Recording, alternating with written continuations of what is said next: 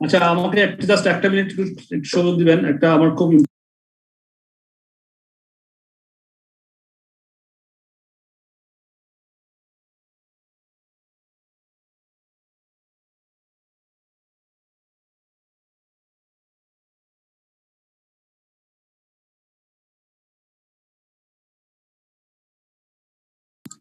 জি আমি এসে গেছি আবার।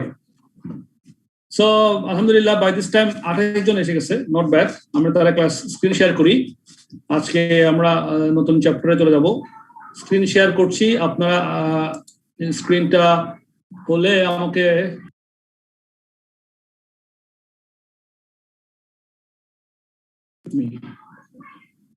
সরি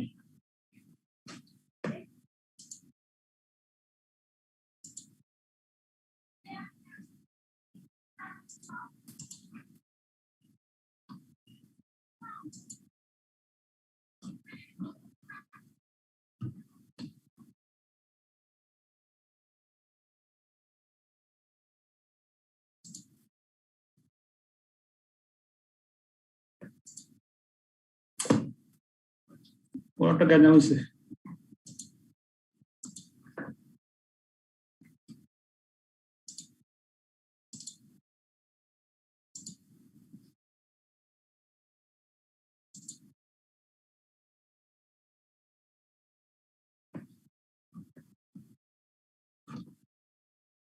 আমার এখানে একটু সমস্যা হচ্ছে, একটু একটু 1 মিনিট সময় দেন আমাকে।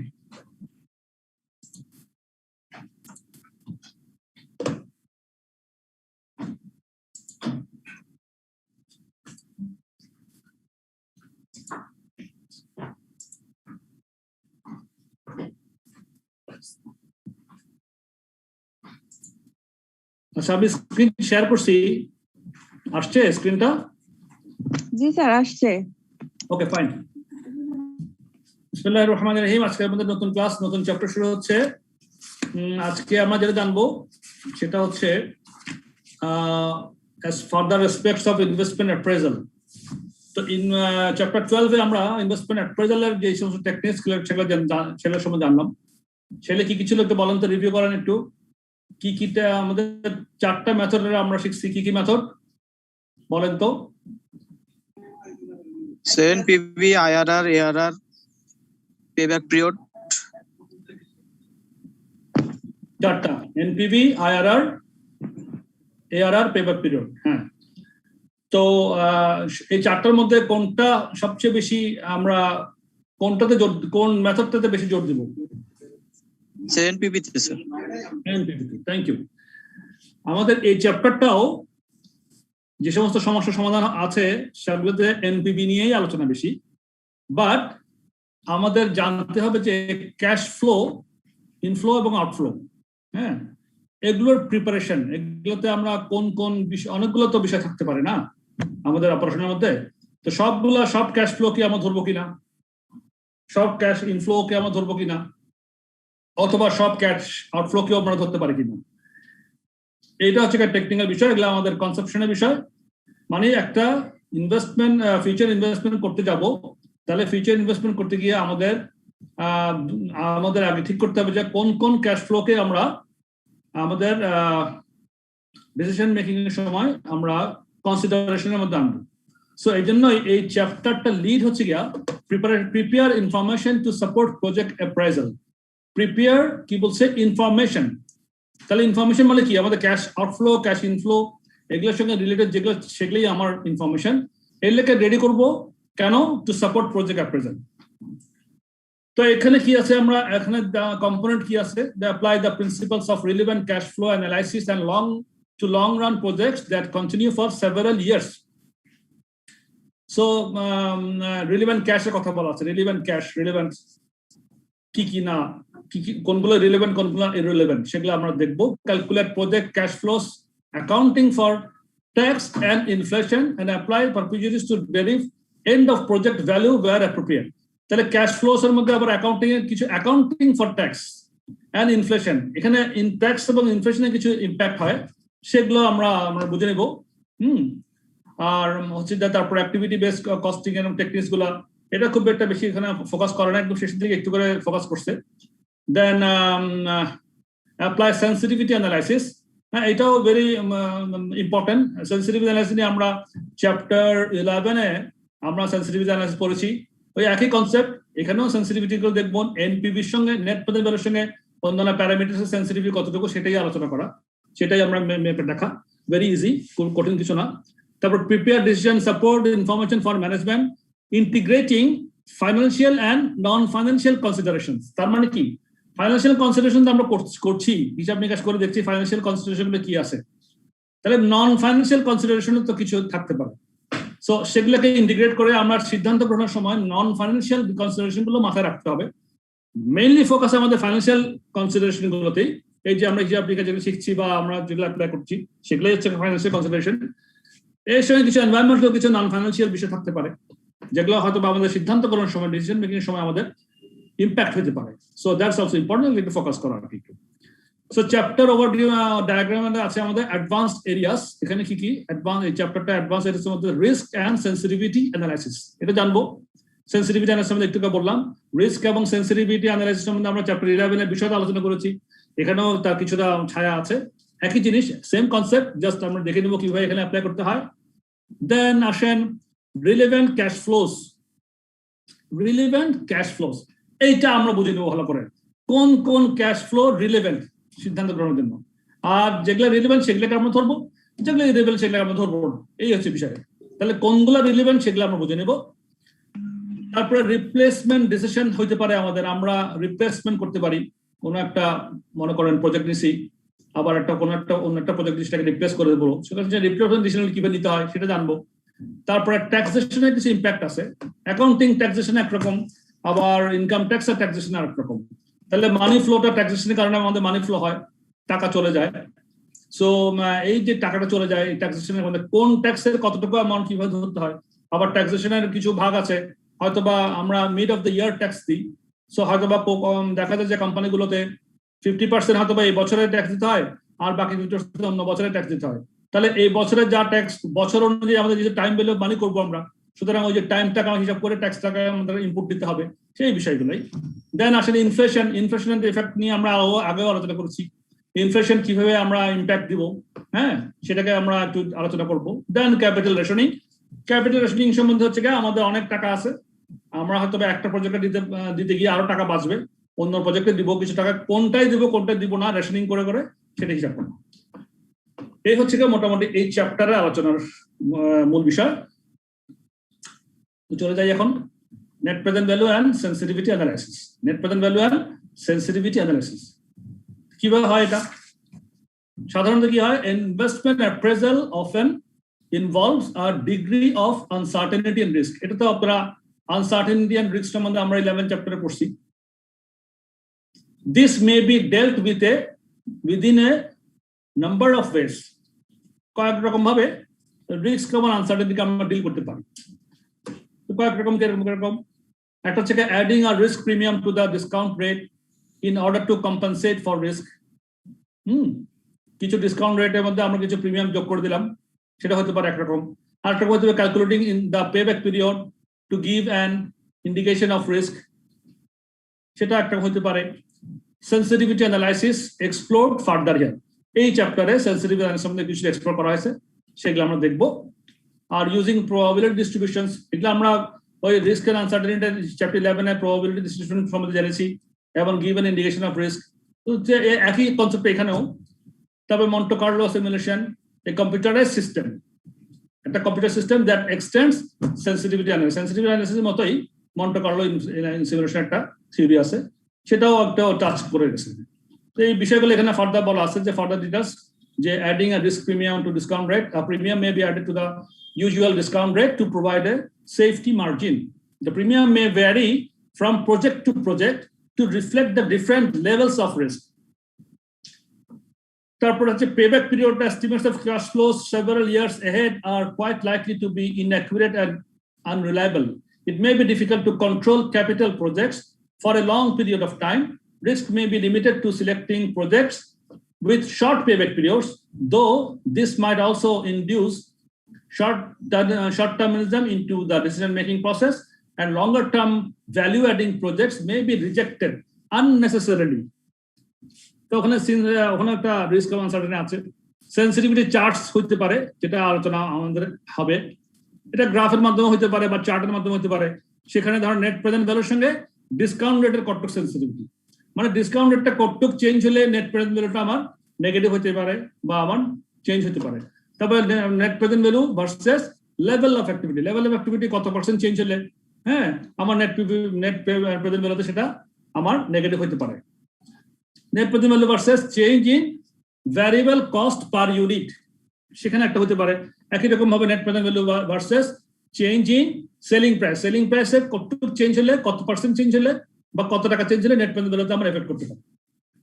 এটি হচ্ছে sensitivity analysis. The net present value should be plotted, আচ্ছা একটা গ্রাফের মধ্যে কথা বলছে, গ্রাফে কিভাবে করবেন সেটা। দেন আসেন probability distribution and Monte Carlo simulation. এগুলো আমি যেটা প্রবাবিলিটি ডিস্ট্রিবিউশন, যেটা আমরা স্ট্যান্ডার্ড ডেভিয়েশন করছি আগের চ্যাপ্টারে, স্ট্যান্ডার্ড ডেভিয়েশন, তারপরে ওই আপনারা যে স্ট্যান্ডার্ড ডেভিয়েশনের পরে ছিল একটা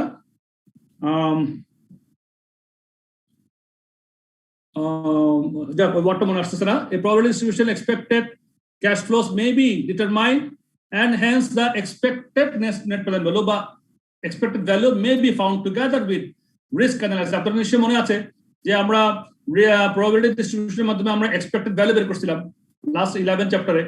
সো একই জিনিস, hence the expected net present value বা expected value may be found together with risk analysis. যেমন for example best possible outcome, worst possible outcome, probability of negative net present value etcetera. ওই আমরা probability distribution যেভাবে শিখেছি সেভাবে। ঠিক একই রকম ভাবে মন্টে কার্লো সিমুলেশন, এটা কম্পিউটার সিস্টেমের মাধ্যমে, কম্পিউটার জেনারেশনের মাধ্যমে একটা প্রবাবিলিটিকে অ্যাকাউন্ট ফর করা হয়। দেন স্ট্যান্ডার্ড ডেভিয়েশন দিয়ে করা হয় net present value and standard deviation, যেটা আমরা তাও রিস্ক অ্যানালাইসিসের মধ্যে শিখেছিলাম 11 চ্যাপ্টারে। একই রকম স্ট্যান্ডার্ড ডেভিয়েশন করা যায়। And এই যে expected value, standard deviation or coefficient of variance, এই শব্দটা মনে আসছে না আমার, coefficient of variance শিখছি আমরা একই রকম।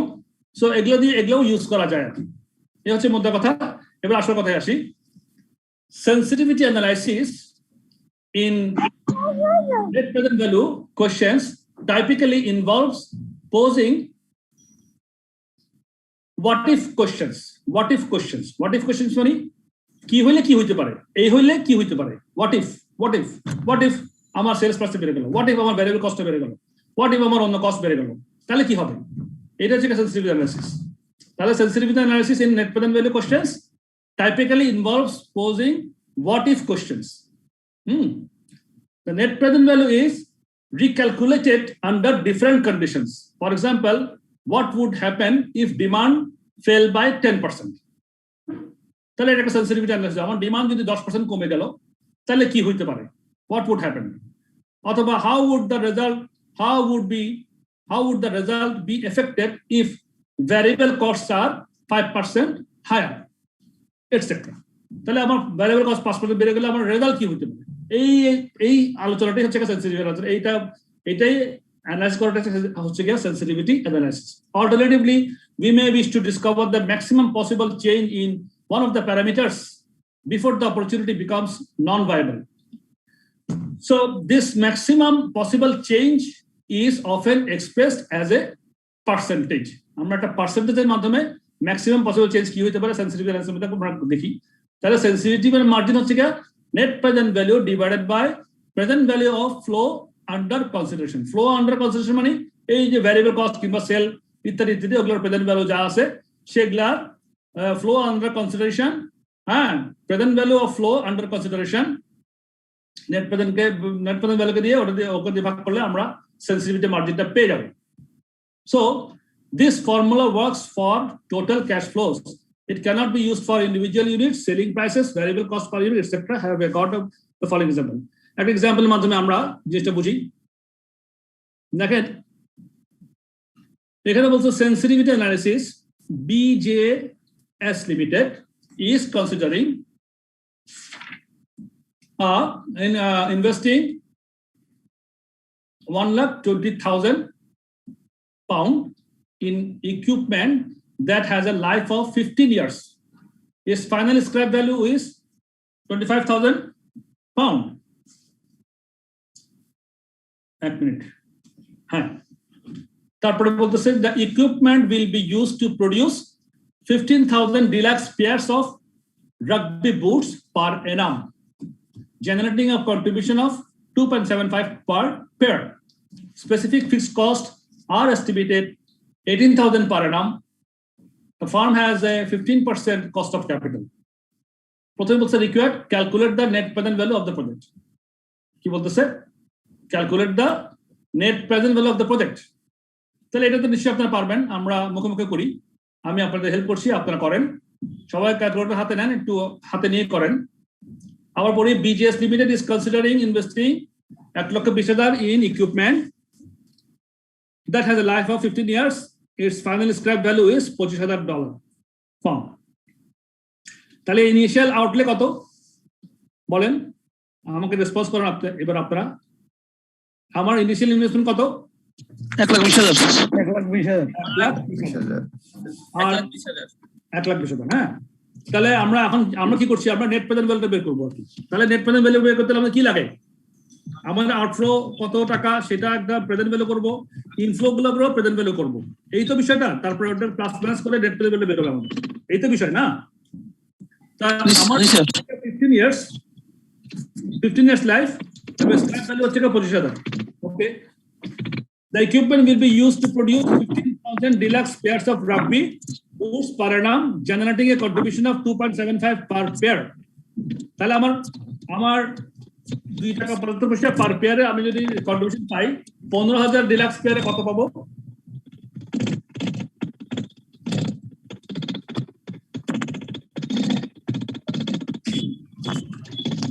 কিসের আবাদ হচ্ছে একটা?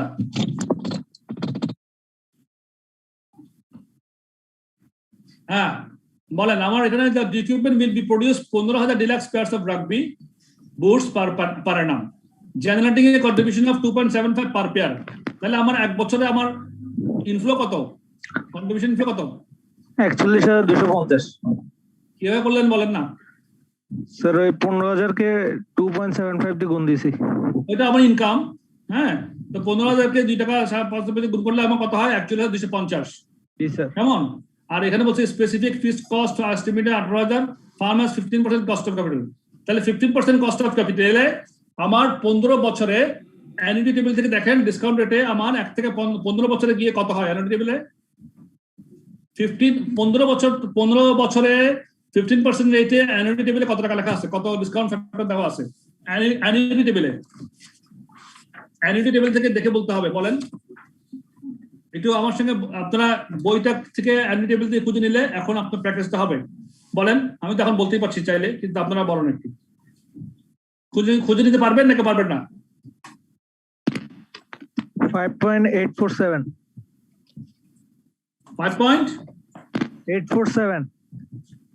5.847 কে পান নাই? অ্যানুইটি টেবিল থেকে খুঁজে এইটা কে পান নাই বলেন?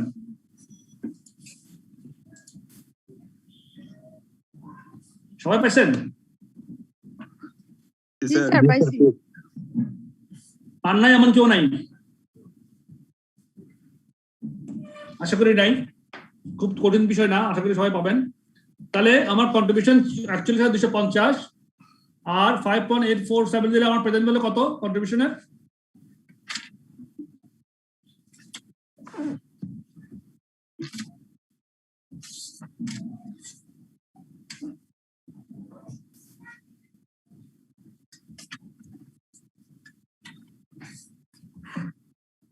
কত? অ্যাকচুয়ালি 250 কে 5.847 দিয়ে গুণ করেন। স্যার 2,41,189। জি, অ্যাকচুয়ালি 250 আমার অ্যানুয়াল ইনফ্লো, ওইটাকে আমি 5.847 দিয়ে গুণ করছি। কেন গুণ করছি? 15% ডিসকাউন্ট রেটে 15 বছরে আমার অ্যানুইটি টেবিল থেকে বের করছি। 5.847 ওখানে লেখা আছে, ওই চার্ট থেকে নিয়ে এসে আমি অ্যাকচুয়ালি 250 কে 5.847 দিয়ে গুণ করছি। তাহলে কত হয়? 2,61,000। বুঝেন নাই কেউ আছেন কিনা বলেন আমাকে? বুঝেন নাই কেউ? সবাই বুঝছেন কিন্তু বুঝেন নাই কেউ এরকম আছেন? সবাই বুঝছেন? গুড। তো তাহলে আমরা ইনভেস্টমেন্টের প্রেজেন্ট ভ্যালু পেলাম স্যার। इसके वैल्यूটা স্যার ইনকাম স্যার। 5 বছর পরে স্যার 15 বছর পরে একটু আস্তে স্কেপ বলেন। ভ্যালু জি জি আবার বলেন স্কেপ ভ্যালু স্যার 25,000 টাকা এটা ওটা আসতেছি আমরা স্টেপ বাই স্টেপ আসছি।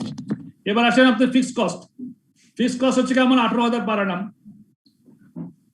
হ্যাঁ, ফিক্সড কস্ট হচ্ছে কি 18,000 পার annum। তাহলে এটাকেও প্রেজেন্ট ভ্যালু থেকে আমরা 15% ডিসকাউন্টে 15 বছর পর্যন্ত ফিক্সড কস্ট 18,000 টাকা হবে। তাহলে ওটা প্রেজেন্ট ভ্যালু কত?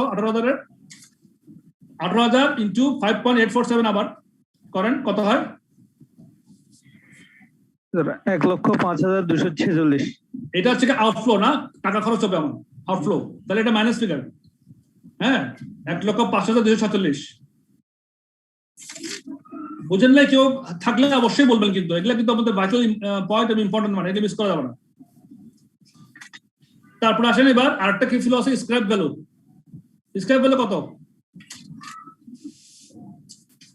স্ক্র্যাপ ভ্যালু কত দেওয়া আছে? 25,000 তাহলে পাবো কোন ইয়ারে পাবো? 15 ইয়ারে স্যার। 15th ইয়ারে পাবো। হ্যাঁ, এটা কিন্তু তাহলে আমরা discount factor table, present value discount factor থেকে দেখবো নাকি অ্যানুইটি টেবিল থেকে দেখবো? কোন থেকে দেখবো? স্যার ডিসকাউন্ট ফ্যাক্টরে। ডিসকাউন্ট ফ্যাক্টর থেকে দেখবো। হ্যাঁ, অ্যানুইটি টেবিল থেকে, কারণ এটা শুধু লাস্ট 15তম বছরে গিয়ে এই টাকাটা পাবো। তাহলে 15তম বছরে গিয়ে 25,000 টাকা দিয়ে পাবো, সেটা আজকের ভ্যালুর জন্য নির্ধারণ করার জন্য আমাকে ডিসকাউন্ট ফ্যাক্টর বের করতে হবে। ডিসকাউন্ট ফ্যাক্টর টেবিল থেকে বা প্রেজেন্ট ভ্যালু টেবিল থেকে ডিসকাউন্ট ফ্যাক্টর বের করে নিয়ে আসতে হবে। তাহলে ডিসকাউন্ট ফ্যাক্টর কত? 15তম বছরে 15% ডিসকাউন্টে ডিসকাউন্ট ফ্যাক্টর কত লেখা আছে একটু খুঁজে বলেন। স্যার 0.123। সবাই পাইছেন? জি স্যার। আমি বুঝি নাই স্যার, মানে উপরের তিনটা হচ্ছে অ্যানুইটি টেবিল থেকে বের করলাম, আর স্ক্র্যাপ ভ্যালুটা ডিসকাউন্ট ফ্যাক্টর থেকে কেন করলাম স্যার? কেন করলাম? ভেরি গুড, কে আনসার দিবে এটা? কারণ স্যার 15 বছর পরে পাওয়া যাবে স্যার। 15 বছর পরে পাওয়া যাবে। জি স্যার। স্যার স্ক্র্যাপ ভ্যালুটা তো আর প্রত্যেক বছর পাওয়া যাবে না, ওটা তো জাস্ট 15 ইয়ার্সে গেলেই পাওয়া যাবে। Last year sir, last year পাওয়া যাবে স্যার। ওই বছরই পাওয়া যাবে। জি স্যার। আমরা ডিসকাউন্ট ফ্যাক্টর করব। প্রশ্ন যিনি করছিলেন আপনি কি বুঝতে পারছেন কেন? জি স্যার, বুঝতে পারছি। আপনার নাম কি, সালাউদ্দিন নাকি? না স্যার, ফিরোজ। ফিরোজ ভাই, শুনেন, আমরা 15,000 টাকাটা এই যে 15,000 না, কত? 25,000 না? 25,000 টাকা আমরা কিন্তু প্রতি বছর পাচ্ছি না কিন্তু। আর দেখেন ওই যে আমাদের যে 41,250 টাকা কন্ট্রিবিউশন যেটা প্রতি বছর বের করছিলাম, ওইটা কিন্তু আমরা 15 বছর ধরেই পাবো, প্রত্যেক বছর পাবো। ইয়ার 1, ইয়ার 2, ইয়ার 3, ইয়ার 4, ইয়ার 15 পর্যন্ত প্রত্যেক বছরই 41,250 টাকা করে আমরা পাবো। সেই জন্যই যেটা আমরা প্রত্যেক বছরই পাবো সেটাকে আমরা অ্যানুইটি টেবিলে চলে যাবো, স্ট্রেট অ্যানুইটি ফ্যাক্টরটা বের করে। আর যেটা আমরা 15তম বছরে পাবো সেটা ডিসকাউন্ট ফ্যাক্টর থেকে বের করবো, প্রেজেন্ট ভ্যালু ফ্যাক্টর থেকে টেবিল থেকে।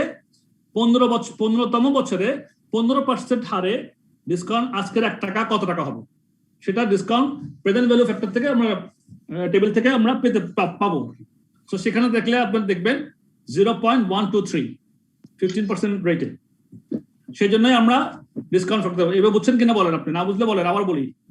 স্যার বুঝতে পারছি স্যার।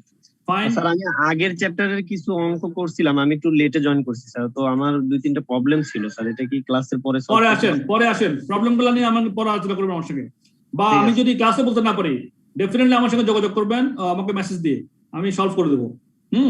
এখন আমরা একটু শেষ করি। তারপরে স্ক্র্যাপ ভ্যালুতে তাহলে কি হলো আমাদের? তাহলে 25,000 ইন্টু 0.123 কেমন না? কত হয়?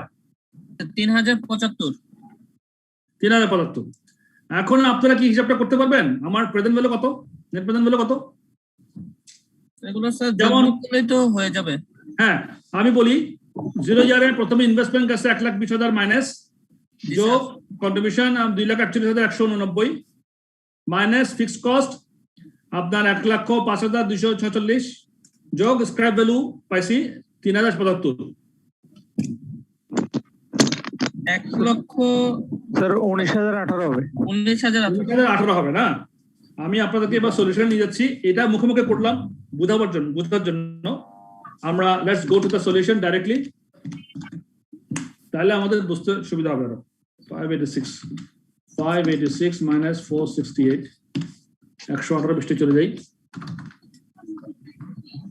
আমার এখানে কারেন্ট চলে গেছে, বিদ্যুৎ চলে গেছে, যদি আমায় মিস হয়ে যায় ওয়েট করবেন আমার জন্য, ঠিক আছে? জি স্যার। ওকে, তো দেখেন আমরা যে কাজটা মুখোমুখি করলাম সেটা হচ্ছে এটা। হ্যাঁ, এবার দেখেন মিলা আমরা যা করছি ঠিক মতো করছি কিনা। ইয়ার ওয়ানে দেখেন ইয়ার জিরোতে ইনভেস্টমেন্ট গেছে ক্যাশ ফ্লো 1,20,000, 15% ডিসকাউন্ট রেটে, এখানে 1 লিখলেও কোনো অসুবিধা নেই। হ্যাঁ, তাহলে আমার জিরো ইয়ারে টাইম 0 ইয়ারে আচ্ছা, গত ক্লাসে যিনি মিস করছেন বলছিলেন উনিও এইখান থেকে কিন্তু গত ক্লাসে রিকভার করতে পারবেন, একই কথা মোটামুটি। প্রেজেন্ট ভ্যালু 0 ইয়ারে ইনভেস্টমেন্ট করছি, সুতরাং টাইম ভ্যালু অফ মানি নাই, আজকেরটা 1 টাকায় পুরা, সুতরাং 1,20,000 টাকার আজকের মূল্য 1,20,000 টাকায় চলে গেছে টাকাটা। কন্ট্রিবিউশন 1 থেকে 15 বছর পর্যন্ত করছি, আমার প্রত্যেক বছরে 41,250 টাকা করে কন্ট্রিবিউশন পাই। 15 বছরে 15% ডিসকাউন্ট রেটে অ্যানুইটি টেবিল থেকে বের করছি আমরা 5.847। বের করার পরে আমার দেখা গেছে যে আমার 15 বছর পর্যন্ত আমি প্রেজেন্ট ভ্যালুতে 2,41,190 টাকা পাবো। প্রেজেন্ট ভ্যালুতে 41,250 এটা 15 বছর ধরে পাবো, কিন্তু এটার অ্যানুইটি ফ্যাক্টর থেকে 5.87 গুণ করে আমরা 2,41,000 টাকা আমাদের প্রেজেন্ট ভ্যালুতে হিসাব করছি, কন্ট্রিবিউশন পাইলাম। ফিক্সড কস্টও একই রকম খরচ, ওইটাও 5.847 অ্যানুইটি ফ্যাক্টর দিয়ে গুণ করলাম 18,000কে, প্রত্যেক বছর 18,000 করে ইকুয়াল অ্যামাউন্ট, সুতরাং অ্যানুইটি ফ্যাক্টর থেকে করাটা কোনো অসুবিধা নাই। তাহলে পাইলাম 1,05,286। 25,000 স্ক্র্যাপ ভ্যালু, ডিসকাউন্ট ফ্যাক্টর, যেহেতু ডিসকাউন্ট ফ্যাক্টর কেন, যেহেতু 15তম বছরেই এটা আমি পাবো টাকাটা, আজকের দিনে আনলাম, তাহলে এই হিসাব করে আমার 19,018 টাকা হইলো। নেট প্রেজেন্ট ভ্যালু 19,018 টাকা। এটা নিশ্চয়ই সবাই বুঝছেন, কেউ বুঝেন না বুঝতেছেও বলেন যে বুঝি নেই। এটাই আমাদের, তো আমরা আগে চ্যাপ্টারে একই কাজ করে আসছি। প্রশ্ন ছিল স্যার, এখানে যদি স্যার ফিক্স কস্টার থেকে স্যার যদি কন্ট্রিবিউশন থেকে যদি স্যার ফিক্স কস্টটা বাদ দিয়ে করি অঙ্কটা, তখন স্যার এটা আসলে একটা লাইন আমাদের থেকে কমে যাবে না স্যার? কাজটা আরো ইজি হবে না? আপনি করে দেখতে পারেন, একই রেজাল্ট আসবে। হ্যাঁ স্যার, একটা লাইন তো কমে যাবে, মানে টাইমটা কম ওয়েস্ট হবে স্যার। সেম রেজাল্ট আসবে, সেম রেজাল্ট আসবে, সেম রেজাল্ট আসবে, সেম রেজাল্ট আসবে, শিওর সেম রেজাল্ট আসবে। হ্যাঁ, কোনো অসুবিধা নেই স্যার। এই কাজটা করা যাবে নাকি স্যার? না, কিন্তু আপনি এখানে কমে গেলেও আপনার দেখেন এখানে কিন্তু কস্ট গুলো এবং ইনকাম গুলো কিন্তু আপনি আলাদা আলাদা ভাবে দেখাতে পারতেছেন, এটাও কিন্তু ইম্পর্টেন্ট একটা। এটা যখন ম্যানেজমেন্টের সামনে যখন যাবে তখন আপনার এটাও একটা ওদের জন্য একটা মানে ওদের জন্য একটা ইম্পর্টেন্ট একটা ইস্যু হতে পারে। সো আলাদা করে দেখালে কোনো অসুবিধা নেই, একটা লাইন বাড়বে আর কি, ঠিক আছে? তো এই গেল মোটামুটি আমাদের প্রথম রিকোয়ারমেন্ট, যে আমাদের নেট প্রেজেন্ট ভ্যালুটা বের করলাম। এবার আসেন আমাদের রিকোয়ারমেন্ট বি তে কি লেখা আছে বলেন তো কোশ্চেনে? ক্যালকুলেট, বলেন স্যার। আমাদের এখানে যে ক্যাশ ফ্লোটা বলছে মানে প্রশ্নে, এটা তো আমাদেরকে মিন করতেছে আফটার ট্যাক্সের টাকাটা। কোনটা? এই যে ক্যাশ ফ্লো, যে টাকাগুলো আমাকে দেওয়া থাকে এই অঙ্কে, এই চ্যাপ্টার অঙ্কে বা এর আগের চ্যাপ্টার অঙ্কে, যদি বিফোর ট্যাক্সের টাকা দেওয়া থাকতো তখন কি আমরা ওই যে মানে বিবিএ লেভেলে যেভাবে অঙ্ক করছি বড় চার্ট করে, ওগুলো করা লাগতো তো মেবি? ভেরি গুড, ডিপ্রিসিয়েশন কোশ্চেনটা একটু অ্যাডভান্স করছেন। হ্যাঁ হ্যাঁ হ্যাঁ, থ্যাংক ইউ। আপনি যে কথাটা বলছেন এই কথাটা আজকে আমাদের আলোচনাতে একটু পরে পাবেন। হ্যাঁ, ট্যাক্স এফেক্ট গুলো, এখন যখন কিছু বলা থাকবে না তখন আপনারা অত মাথা ঘামানোর দরকার নেই। ট্যাক্সের কথা, ট্যাক্সের ইম্প্যাক্ট দিতে হলে ট্যাক্সের কথা ওখানে বলে দিবে কোশ্চেনে। ইনফ্লেশনের কথা বললে তখন ইনফ্লেশন ইম্প্যাক্ট দিবেন, কিছু বলার না থাকলে কিছু নেই। হ্যাঁ, সো আমরা ট্যাক্স নিয়ে এবং ইনফ্লেশন নিয়ে একটু পরে আলোচনা যাবো আমরা ইনশাল্লাহ, তখন আরো দেখবেন যে এটা খুলে গেছে মাথাটা। তো আচ্ছা, এবার আসেন তাহলে নেট প্রেজেন্ট ভ্যালুটা করলাম। এবার আমাদের কোশ্চেনের এক্সাম্পল 1 এর বি তে কি কি বলা আছে? Calculate the sensitivity of your net present value, তাই না? বলেন তো, একজন বলেন কি কি আছে। Calculate the sensitivity of your net present value to the initial investment, একটা হচ্ছে initial investment, annual contribution, annual fixed cost. তার মানে এটা আমরা কি করব? সেনসিটিভিটি অ্যানালাইসিস করব, সেনসিটিভিটি অ্যানালাইসিস করব। সো প্রথমটা হচ্ছে ইনিশিয়াল ইনভেস্টমেন্ট। কেমন? প্রথমটা হচ্ছে কি ইনিশিয়াল ইনভেস্টমেন্ট। তো ইনিশিয়াল ইনভেস্টমেন্ট দেখেন, if the capital outlay were to rise by more than 19,018, the project would cease to be viable as a percentage increase, this is মানে কি আমার যদি নেট প্রেজেন্ট ভ্যালু যদি কমে যায় 19,018 টাকা নেট প্রেজেন্ট ভ্যালু মানে করতে থেকে আমার সমস্ত খরচ বাদ দিয়ে ইনকাম থেকে সমস্ত খরচ বাদ দিয়ে নেট প্রেজেন্ট ভ্যালু আসছে প্রেজেন্ট ভ্যালুর ফর্মে। যদি আমার এই 19,018 টাকা না হয় তাহলে তো আমার এটা ভাইবল হবে না, বা এটার যদি নেগেটিভ হয়ে যায় তাহলে ভাইবল হবে না। তাহলে কোটটুক সেন্সিটিভ, তাহলে আমরা বের করবো নেট প্রেজেন্ট ভ্যালুর একটা আমাদের রিকোয়ারমেন্ট ছিল আমাদের calculate the sensitivity of year net present value. Net present value হচ্ছে 19,018 টাকা। Sensitivity of net present value কি কি? প্রথমে হচ্ছে একটা ইনিশিয়াল ইনভেস্টমেন্টের উপর। তো ইনিশিয়াল ইনভেস্টমেন্ট কত আমাদের? 1,20,000। তাহলে নেট প্রেজেন্ট ভ্যালুটা 1,20,000 এর সঙ্গে কত পার্সেন্ট? জাস্ট এটাই হচ্ছে সেন্সিটিভিটি মার্জিন। তাহলে 15.985 কি পেলাম? নেট প্রেজেন্ট ভ্যালু 19,018 কে 1,20,000 দিয়ে ভাগ করে 100% গুণ করে দিছি, 85% চলে আসছে। এটা আমাদের সেন্সিটিভ। তারপরে আসেন অ্যানুয়াল কন্ট্রিবিউশনের উপরে কত সেন্সিটিভ নেট প্রেজেন্ট ভ্যালুটা। তো নেট প্রেজেন্ট ভ্যালু তো 19,800 আছে, অ্যানুয়াল কন্ট্রিবিউশন 2,41,191। অ্যানুয়াল কন্ট্রিবিউশন আর প্রেজেন্ট ভ্যালু হচ্ছে 2,41,191। তো 19,018 কে 2,41,191 দিয়ে ভাগ করে 500 নিয়ে আসলে 7.8% সেন্সিটিভ। তার মানে if the present value of contribution were to fall by more than 19,000, the project would cease to be viable. As a percentage change, this is কত? এইভাবে আমরা হিসাব করে দেখা দিই। 2,41,000 দিয়ে 19,000 ভাগ করলে 7.8% যদি ফল করে তাহলে আমার এটা ভাইবল হয়ে যাবে, ভাইবল হবে না, cease to be viable। তারপরে আসলে এবার sensitive margin annual fixed cost আমাদের বলা আছে। এই যে 18,000 করে ছিল পার বছরে, আমি অ্যানুইটি করছি 1,05,200। তো 19,018 থেকে 1,05,000 দিয়ে ভাগ করে 100% করে ফেললাম, 18,000। তার মানে if the present value of fixed cost যদি were to rise more than 19,000 and fixed cost যদি 19,000 টাকা আরো বেড়ে যায়, project would be size as a percentage increase কত হবে? কত ইনক্রিজ করলে 1,05,000 থেকে আরো 19,000 যোগ করলে যত হয় তত, মানে 18% ইনক্রিজ করলে আমার যদি ফিক্সড কস্ট ইনক্রিজ করে তাহলে আমার প্রজেক্টটা ভাইবল হবে না। So this is called sensitivity analysis.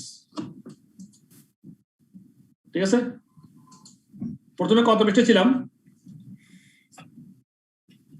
প্রশ্ন হচ্ছে 539।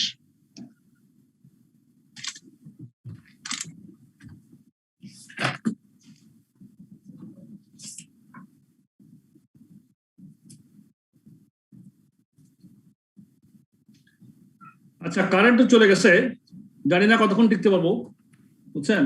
একটু আমি কয়েকটা লাইট অফ করে দিই, একটু লাইট অফ করে আসি।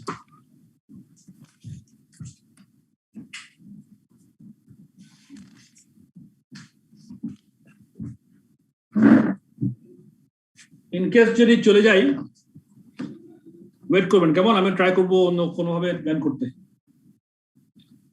তো এই গেল মোটামুটি আমাদের তাহলে এক্সাম্পল 1।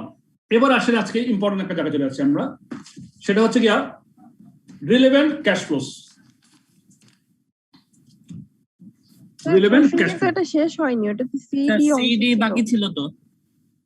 ও সি গুলো ড্র ডায়াগ্রাম না? আচ্ছা ঠিক আছে, ওগুলো করিনি না। Draw diagram two illustrate the sensitivity of the project to the annual demand. আরটা ছিল use your diagram to identify the maximum annual sales required to ensure the project at least break even. Diagram করতে একটা কত পৃষ্ঠা ছিল আমরা? Sir answer হচ্ছে 587 587।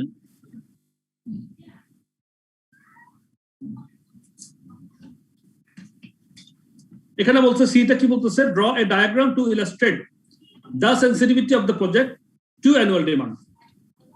তো বলতেছে এখন ডায়াগ্রাম যদি আঁকতে হয় তাহলে it takes 2 points to be able to draw a diagram। একটা ডায়াগ্রাম যখন আঁকবেন তখন দুইটা পয়েন্টের দরকার হয়, and therefore we need to start by looking at another demand level। তাহলে অন্য একটা ডিমান্ড লেভেল আমরা আগে দেখি। let's take annual demand be 10,000 units। আগেরটা কত ছিল? 15,000। আগে ছিল 15,000, এখন let's take 10,000 units। Annual contribution is then 27,500 revised 10,000 কই থেকে আসলো? 10,000 একটা লেটস টেক একটা ডিমান্ড, একটা যেহেতু আমাদের একটা ডায়াগ্রাম আঁকতে হবে, তখন আমাদের একটা অন্য একটা আপনার অন্য একটা ডিমান্ড লেভেল বা আমরা ধরে নিতে হবে আমাকে, আনুমানিক ধরে নিব, আনুমানিক ধরে নিতে হবে ডায়াগ্রামটা আঁকার জন্য, যেহেতু আপনি রেখা আঁকবেন। Let's take annual demand 10,000, annual contribution তাহলে কত হবে 2 টাকা 75 পয়সা করে 27,500, তারপরে রিভার্স এনপিভি করলো একটা, ইনভেস্টমেন্ট 1,20,000 থাকলো, কন্ট্রিবিউশন 27,500 করে 5.8847 দিয়ে গুণ করলো 1,60,000, ফিক্সড কস্ট আগের মতোই 18,000 ইনটু 5.87 1,05,000, স্ক্র্যাপ ভ্যালু 25,000 আগের মতোই 0.123 দিয়ে এবার আমরা প্রেজেন্ট ভ্যালু পেলাম 61,379। Now plot the net present value versus demand. তো এটা গ্রাফে আঁকে দিল, নেট প্রেজেন্ট ভ্যালু এদিকে দিল, ব্রেক ইভেন অ্যানুয়াল ডিমান্ড এদিকে দিল, সো দিয়ে রেখাটা এঁকে দিল। আপনার এই যে আপনার 61,379 এটার থেকে শুরু করে 19,018 রেখাটা টেনে দেন। এই দেখেন এখানে 10,000 20,000, তো এই পয়েন্টটা হচ্ছে ধরেন 19,018 এই পয়েন্টটা, আর এখানে হচ্ছে মাইনাস 61,379, এই 61,379 এখান থেকে নিয়ে এই রেখা টেনে দিলেন। এইভাবে একটা রেখা এঁকে দেওয়া আর কি। So draw a diagram to illustrate the sensitivity of the project to annual demand. Sensitivity of the project to annual demand. Annual demand এখানে একটা কত আসলো, আর কিছু লেখা নেই। সো ব্রেক ইভেনটা হচ্ছে আমার এখানে 14,000 এর কিছু কম, 14,000 থেকে কিছু কম 13,800 সামথিং হবে আর কি হিসাব করলে। ওইটিকে হচ্ছে আমার ওইটাই ওই জায়গায় ব্রেক ইভেন, ব্রেক ইভেনের উপরে হলে ঠিক আছে, ব্রেক ইভেন নিচে ঠিক নেই। That's the thing. Graphical presentation. আর হচ্ছে D, use or diagram to identify minimum annual sales required. এই যে এখানে যে 13,800 আছে, এইটা এই পয়েন্টটা কিন্তু 13,800 পয়েন্টই হবে। আচ্ছা দেখেন তাহলে কি বলে, taking a reading from the graph the break even point appears to be about 13,800 units. এই দেখেন গ্রাফ থেকে দেখা যাচ্ছে 13,000 প্রায় 13,800 ইউনিটের মধ্যে একটা ব্রেক ইভেন পয়েন্ট দেখা যাচ্ছে এখানে। The break-even point may also be calculated. Present value of contribution can fall to 2,22,171 pound before net present value becomes negative. Annual cash amount 2,22,171 baht, 5.847. Let X be minimum sales level. Annual contribution 2.75 into X. তাহলে x সমান 39, ওই যে equation দিয়ে করছে আর কি, 2.75 in x সমান 37,997। Annual cash amount কে present value 39 আনছে, 39,797 আনছে। এই যে অ্যানুয়াল ক্যাশ অ্যামাউন্ট 2,22,171 ভাগ 5.878, তাহলে অ্যানুয়াল অ্যামাউন্ট সমান পাইছে 37,997। লেটস টেক 2,22,000 কোথা থেকে আসলো? Present value of contribution can fall 2,22,171 না, প্রেজেন্ট ভ্যালু অফ কন্ট্রিবিউশন বলতেছি, এমন তো কোনো অ্যামাউন্ট দেখি নাই।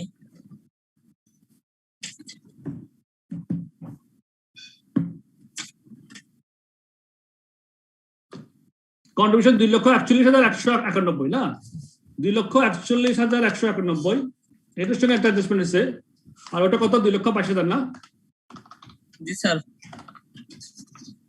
2,22,171। হ্যাঁ, তো 2,41,191 সঙ্গে আপনি 19,018 যোগ করলে কত হয় দেখেন তো, 2,22,171 হবে। কত যোগ করবো? ওই 19,000 প্রেজেন্ট ভ্যালু 19,800, 19,018 বিয়োগ হবে স্যার, বিয়োগ হবে। ঠিক আছে, বিয়োগ হবে, সরি 2,41,189 সাথে 19,018 বিয়োগ, তাহলে 2,22,171 হয়। হ্যাঁ, ওটাকে আবার আপনার ইতে আনলেন, কন্ট্রিবিউশন আনলেন, তাহলে অ্যানুয়াল কন্ট্রিবিউশন 2.75 x সমান 37,997, x সমান 13,817।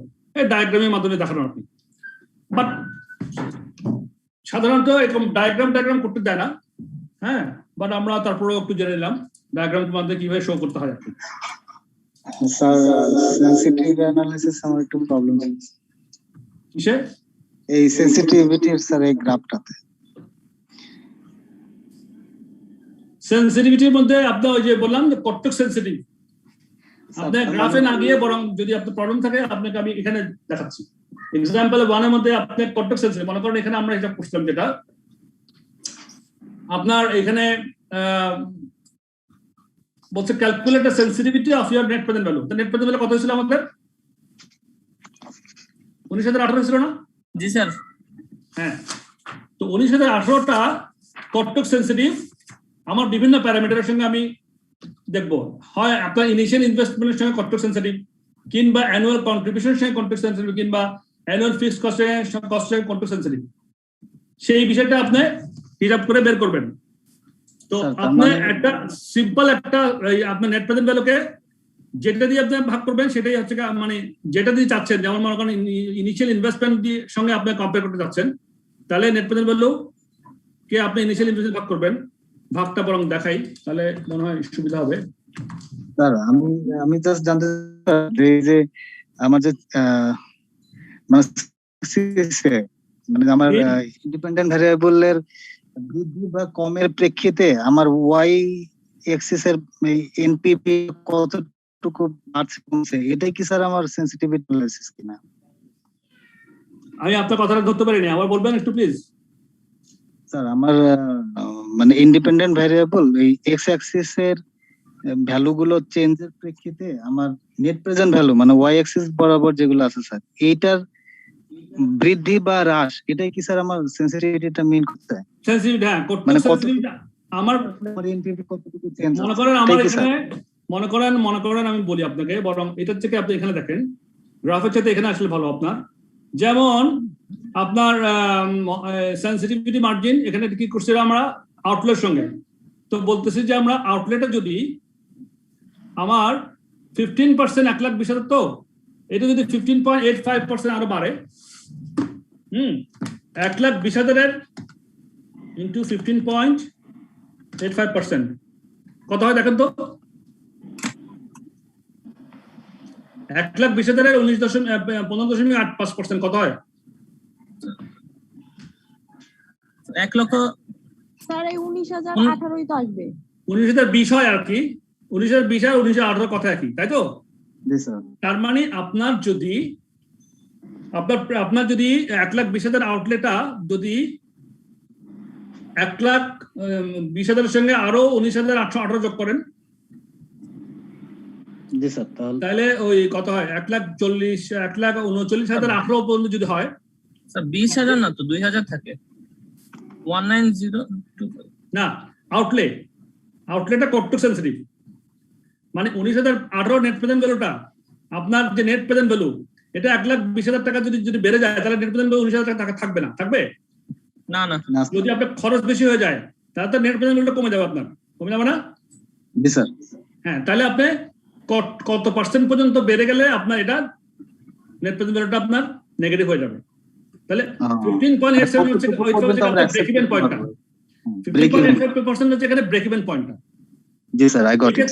এই ক্ষেত্রে ব্রেক ইভেন পয়েন্টটা, হ্যাঁ, ঠিক একই রকম ভাবে এখানে 2,41,191 এটা কি আমার ছিল? এটা ছিল আমাদের কি কন্ট্রিবিউশন।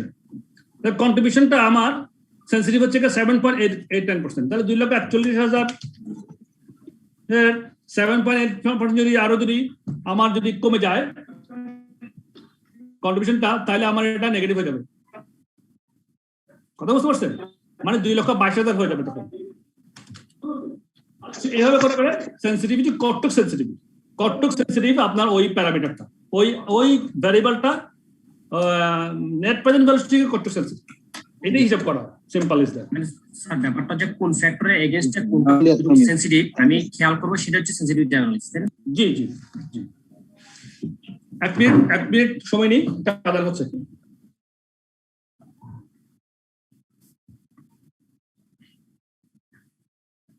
এই সেনসিটিভিটি অ্যানালিসিস অ্যাডভান্টেজ ডিসঅ্যাডভান্টেজ, তার মধ্যে আপনারা এগুলা মনে পড়ে ফেলেন, এটা তো আমি আর দিলাম না।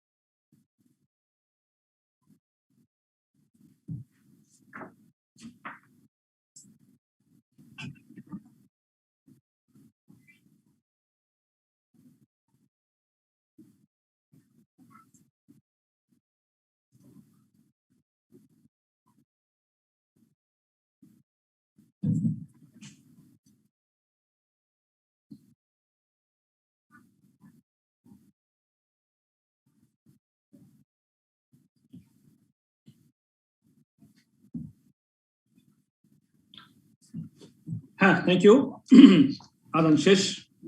সো এই হলো মোটামুটি সেন্সিটিভিটি অ্যানালিসিস বিষয়গুলো। সেন্সিটিভিটি অ্যানালিসিসের স্ট্রেংথস গুলো কি কি? No complicated theory to understand, information will be presented to management in a form which facilitates subjective judgment to decide the likelihood of the various possible outcomes considered, identifies areas which are crucial to the success of the project, indicates just how critical are some of the forecasts which are considered to be uncertain. Weakness আছে কিছু। It assumes that changes to variables can be made independently. For example, material prices will change independently of other variables. This is unlikely. An example বোঝাবার চেষ্টা করতেছে। If only identifies how far a variable needs to change, it does not look at the probability of such change. So এগুলা তো বলতেই পারে।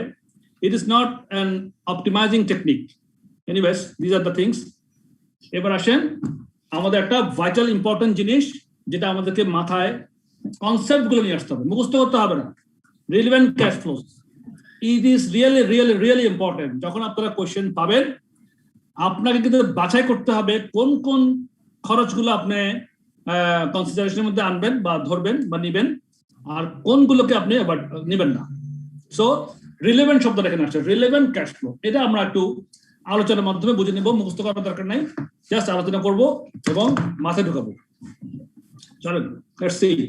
Relevant cash flows কি?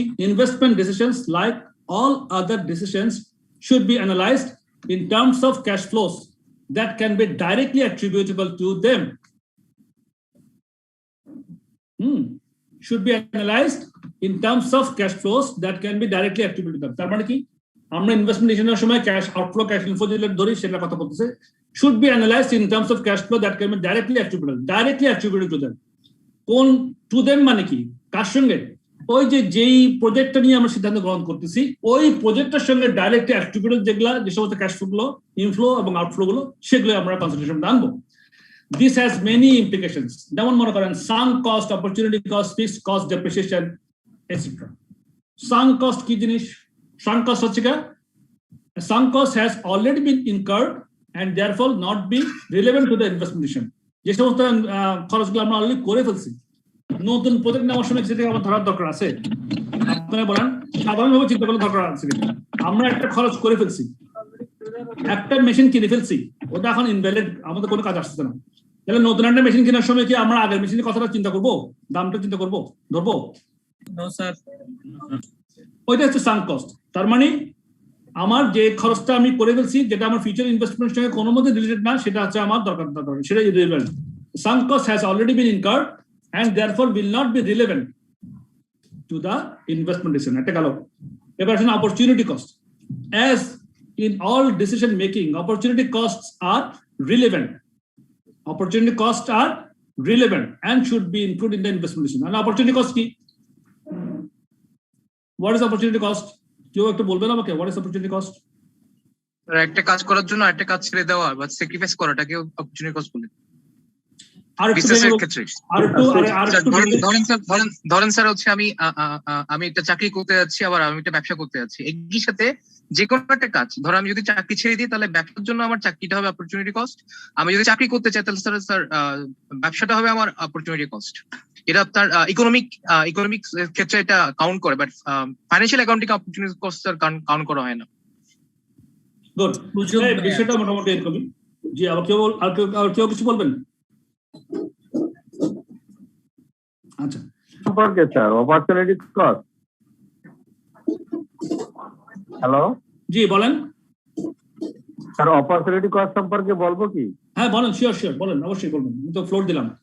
Sir মনে করেন স্যার এক টুকরো জমি আছে স্যার, এক টুকরো জমিতে দেখা যাচ্ছে একই সময়ে দুই ধরনের ফসল সাধারণত হয় না। যেরকম যখন পাট হয় তখন স্যার ধান হবে না, ধান রোপণ করলে পাট হবে না।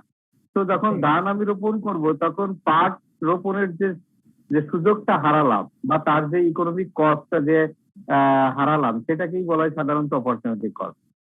রাইট, মানে একটা সুবিধা নেওয়ার জন্য অপর সুবিধাটাকে হারানোর জন্য যে economical value, that means opportunity cost. এটা আমার অপরচুনিটি কস্ট। ঠিক আছে, তাহলে মোটামুটি অপরচুনিটি কস্ট আমরা বুঝলাম। সাঙ্ক কস্ট একটা টুকরো জমিতে স্যার একই সময় তো দুটো ফসল, মানে দুটো যদি ফসল তো হবে না স্যার। হবে না, পাট লাগাইলে পাট করতে হবে, না আর কি স্যার ধান রোপণ করলে করতে হবে। Very good. তাহলে আমাদের এই ধরনের অপরচুনিটি কস্টটা হচ্ছে কি রিলেভেন্ট। একটা সুযোগ গ্রহণ করার ফলে অন্য সুযোগ থেকে হারাতে হচ্ছে, তারা হারানোর ইকোনমিক্যাল ভ্যালুকেই বলা হয়। ফাইন, তো অপরচুনিটি কস্ট আমরা মোটামুটি সবাই বুঝলাম। তাহলে as in all decision making opportunity costs are relevant. এটা খেয়াল রাখবেন, opportunity cost হলে আমাদের relevant, should be included in the investment decisions. গেল, তাহলে sunk cost বুঝলাম, opportunity cost বুঝলাম, এবার fixed cost আসেন। should be treated as a whole, not only where relevant. fixed cost কিন্তু আপনি সম্পূর্ণটা ধরবেন, fixed cost তো সবসময় ফিক্সড, আপনি কোনো সিদ্ধান্ত নিলেন না নিলেন fixed cost হবেই। তাহলে এটা সবসময় অ্যাজ এ হোল নিতে হবে, নট অনলি ভ্যার রিলেভেন্ট, যেখানে রিলেভেন্ট সেখানে নেওয়ার কোনো স্কোপ নাই আমাদের ফিক্সড কস্টের ক্ষেত্রে। This means that fixed overheads that are absorbed, charged, allocated, apportioned. Absorb, allocated, apportion নিয়ে আমরা আমার মনে হয় চ্যাপ্টার ABC তে বা ওই যে variable costing absorption costing, variable costing absorption costing sir. হ্যাঁ হ্যাঁ, অ্যাবজর্পশন কস্টিং এর মধ্যে আলোচনা করেছিলাম। এই 2 নাম্বার চ্যাপ্টারে ছিল, 2 নম্বর চ্যাপ্টারে ছিল না, 2 নম্বর চ্যাপ্টারে ছিল। জি sir. Variable absorption costing. This means that the fixed overheads that are absorbed অথবা charged অথবা allocation is allocated অথবা apportioned to a project should be ignored. কারণটা কি? খরচ তো করে ফেলছি বা ওখানে আমাদের ফিক্সড কস্ট খরচ হবেই। Only extra incremental changes, only extra incremental changes, কথাটা বুঝিয়ে শব্দটা খেয়াল করেন, only extra oblique incremental changes in fixed overheads should be included in discounted cash flow calculations. কথা মনে থাকবে, আমি নতুন প্রজেক্ট নেওয়ার ক্ষেত্রে আমার যদি এক্সট্রা বা ইনক্রিমেন্টাল কিছু কোনো ফিক্সড কস্ট যদি সৃষ্টি হয়, খরচ করতে হয়, ওইটাকে আমি কনসিডারেশন আনবো না, যেটা আমি অলরেডি অবজার্ভ করে ফেলছি বা চার্জ করছি বা অ্যালোকেট করে ফেলছি বা অ্যাপরশন করে ফেলছি। এই ধরনের ফিক্সড কস্ট এগুলো আমার ডিসিশনের সঙ্গে কোনো সম্পর্কিত না, কারণ আমি সিদ্ধান্ত নিয়ে না নিই, নতুন প্রজেক্টে যাওয়ার সিদ্ধান্ত নিয়ে না নিই, আমার ফিক্সড কস্ট ফিক্স থাকবেই। কিন্তু নতুন প্রজেক্ট নেওয়ার পরে আমার যদি নতুন প্রজেক্ট নেওয়ার কারণে যদি আবার ফিক্সড কস্ট যদি আমার ইমপ্রুভ হয়, তাহলে সেটা কিন্তু আমার কি কাউন্ট করতে হবে। সো এইভাবে এটা ফিক্সড কস্টটা আমরা সেভাবে চিন্তা করবো। তাহলে গেল সাঙ্ক কস্ট গেল, অপরচুনিটি কস্ট গেল, ফিক্সড কস্ট গেল। এবার আসেন depreciation. Depreciation is not a cash flow. Depreciation কিন্তু টাকা যায়, ডেপ্রিসিয়েশন আমাদের একটা অ্যাকাউন্টিং হিসাব। আমরা একটা ইনভেস্টমেন্ট করি, তার মধ্যে একটা 10%, 20%, 15% যা হোক না কেন একটা ডেপ্রিসিয়েশন চার্জ করি, অ্যাকাউন্টিং এ চার্জ করি। বাট কিন্তু টাকাটা কিন্তু আমার যায়ও না, টাকাটা আমার খরচ হয় না বা আমি পাইও না, মূল্য কমে যায়, মূল্য কমে যায়, বুক ভ্যালু কমে যায়। জি sir. Not in cash flow, এটা ক্যাশ ফ্লো হয় না, বুক ভ্যালুটা আমি বইতে কমাই দিই। তাহলে depreciation is not a cash flow and so should never be included in a discounted cash flow calculation. যেহেতু ক্যাশ ফ্লোটা হচ্ছে না, আমি এখানে এটা আমি ধরবো না। The only investment appraisal technique that will include depreciation is ARR. ARR এর কিন্তু ধরবো, কারণ ARR টা আমরা করছিলাম accounting rate of return. Accounting হিসাব করতে গেলে আমার ডেপ্রিসিয়েশন চার্জ করেই আমাকে অ্যাকাউন্টিং হিসাব করতে হয়েছিল, আমরা দেখছি ARR করার সময় আমরা ডেপ্রিসিয়েশন যোগ করে দিয়েছিলাম। সুতরাং ARR এর ক্ষেত্রে ঠিক আছে, আর অন্য কোনো ক্ষেত্রে আমার ডিসকাউন্টিং এর ক্ষেত্রে এই ডেপ্রিসিয়েশন আমার ধরার দরকার নাই। এক্সাম্পল দেখি, এক্সাম্পল আমাদের ক্লিয়ার হবে। আপনারা এক্সাম্পলটা এটা আপনারা সলভ করবেন, আমি পড়ি। অ্যাজ পার্ট অফ এই আলোচনার ক্ষেত্রে আমার sunk cost, opportunity cost, fixed cost, depreciation চারটা আলোচনা করলাম। আপনারা বলেন এবার, as part of a new product development, a company has employed a building consultant to perform an initial survey. আমরা একটা বিল্ডিং কনসালটেন্ট নিয়োগ করছি, আমরা একটা প্রোডাক্ট ডেভেলপমেন্ট করবো সেজন্য। This initial survey has cost $40,000। Survey করে ফেলছি, হ্যাঁ, $40,000 খরচ করে ফেলছি। This initial survey has cost sunk cost. but there will be an ongoing need for her services if the company decides to proceed with the project. যদি company প্রজেক্টটা নিয়ে decide করে যে এটা আমরা করব, তাহলে তাকে আরো কিছু খরচ দিতে হবে. This work will be charged at a fixed rate of $20,000 per annum. Fixed cost. তাহলে what relevant cost should be included for building consultant services in the first year when considering whether the project should proceed? Sir 20,000 টাকা হবে। 20,000 টাকা। 20,000 টাকা কেন? Sir কারণ fix কস্টটা change হচ্ছে sir রেটটা। সেটা পারে no incremental fixed cost. Incremental fixed cost, yes. Okay. আর কেউ কিছু বলবেন? স্যার সাঙ্ক কস্ট সবসময় রিলেভেন্ট কস্ট স্যার। রাইট, এখানে সাঙ্ক কস্ট কোনটা সেটা বলেন। 40,000 স্যার। 40,000 টাকা। Fantastic, thank you very much. যেটা উদ্ধার হবে না স্যার। 40,000 টাকা সাঙ্ক কস্ট। কেন সাঙ্ক কস্ট? এটা অলরেডি খরচ হয়ে গেছে। অলরেডি খরচ হয়ে গেছে আমাদের। আর ফিউচার কস্ট আছে কি আমাদের? 20,000 যেটা খরচ হবে। রাইট, সো এই 20,000 টাকায় আমাদের কনসিডারেশন আনতে হবে। সো হোয়াট রিলেভেন্ট কস্ট, এখানে 20,000 টাকায় রিলেভেন্ট কস্ট, ঠিক আছে না?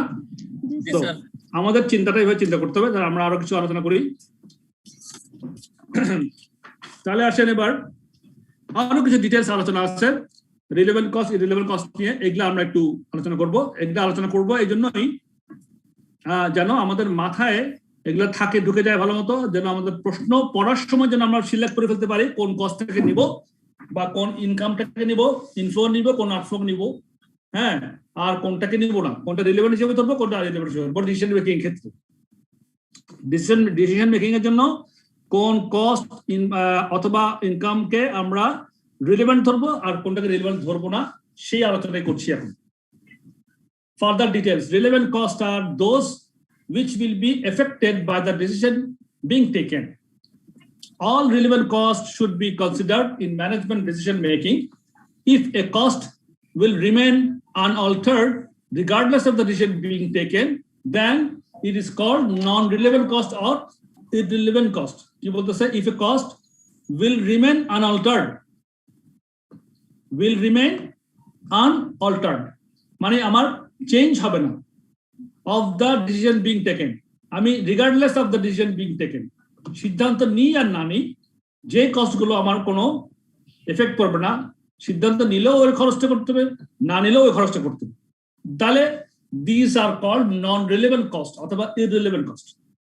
তো non-relevant cost এর কতগুলো উদাহরণ আছে আলোচনায় আসবে। cost that are not usually relevant in management decisions include the following. একটা হচ্ছে sunk or past cost, যেটা আমরা একটু আগে আলোচনা করলাম। This is a cost that has been irreversibly incurred or committed and cannot therefore be considered relevant to a decision making. Sunk cost may also be termed irrevocable cost. Example of sunk cost is expenditure that has been incurred in developing a new product. The money cannot be recovered even if a decision is taken to abandon further development of the new product. The cost is therefore not relevant to future decisions concerning the product. The absorbed fixed overheads that will not increase or decrease as the result of the decision being taken. The amount of overhead to be absorbed by a particular cost unit might alter because of the decision. However, this is the result of the company's cost accounting procedures or for overheads. If the actual amount of overhead incurred by the company will not alter, then the overhead is not a relevant cost. আচ্ছা গেল, এটাও গেল। তারপর আসেন expenditure that will be incurred. Sorry, জি বলেন।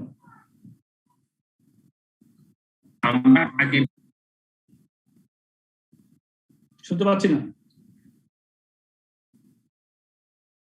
Anyways, আপনাকে শোনা যাচ্ছে না, আমি কন্টিনিউ করি, পরে আবার আপনি চাইলে জয়েন করে দিন আমার সঙ্গে। সি হচ্ছে expenditure that will be incurred in the future. Expenditure that will be incurred in the future, but as a result of decisions taken in the past that cannot now be changed. These are known as committed costs. আমার ফিউচারে আমি করব, দেখেন এটা কিন্তু একটা important জিনিস, future cost, কিন্তু আমি পাস্টেই কমিটেড ছিলাম যে এটা আমার ফিউচারে আমাকে এক্সপেন্স করতে হবে, যদিও ফিউচার কস্ট, তারপরে আমি আগের থেকে কমিটেড যে আমার ফিউচারে কস্ট করতে হবে, ওই ধরনের কস্ট কথা বলছে, expenditure that will be incurred in the future, but as a result of decision taken in the past that cannot now be changed. These are known as committed costs.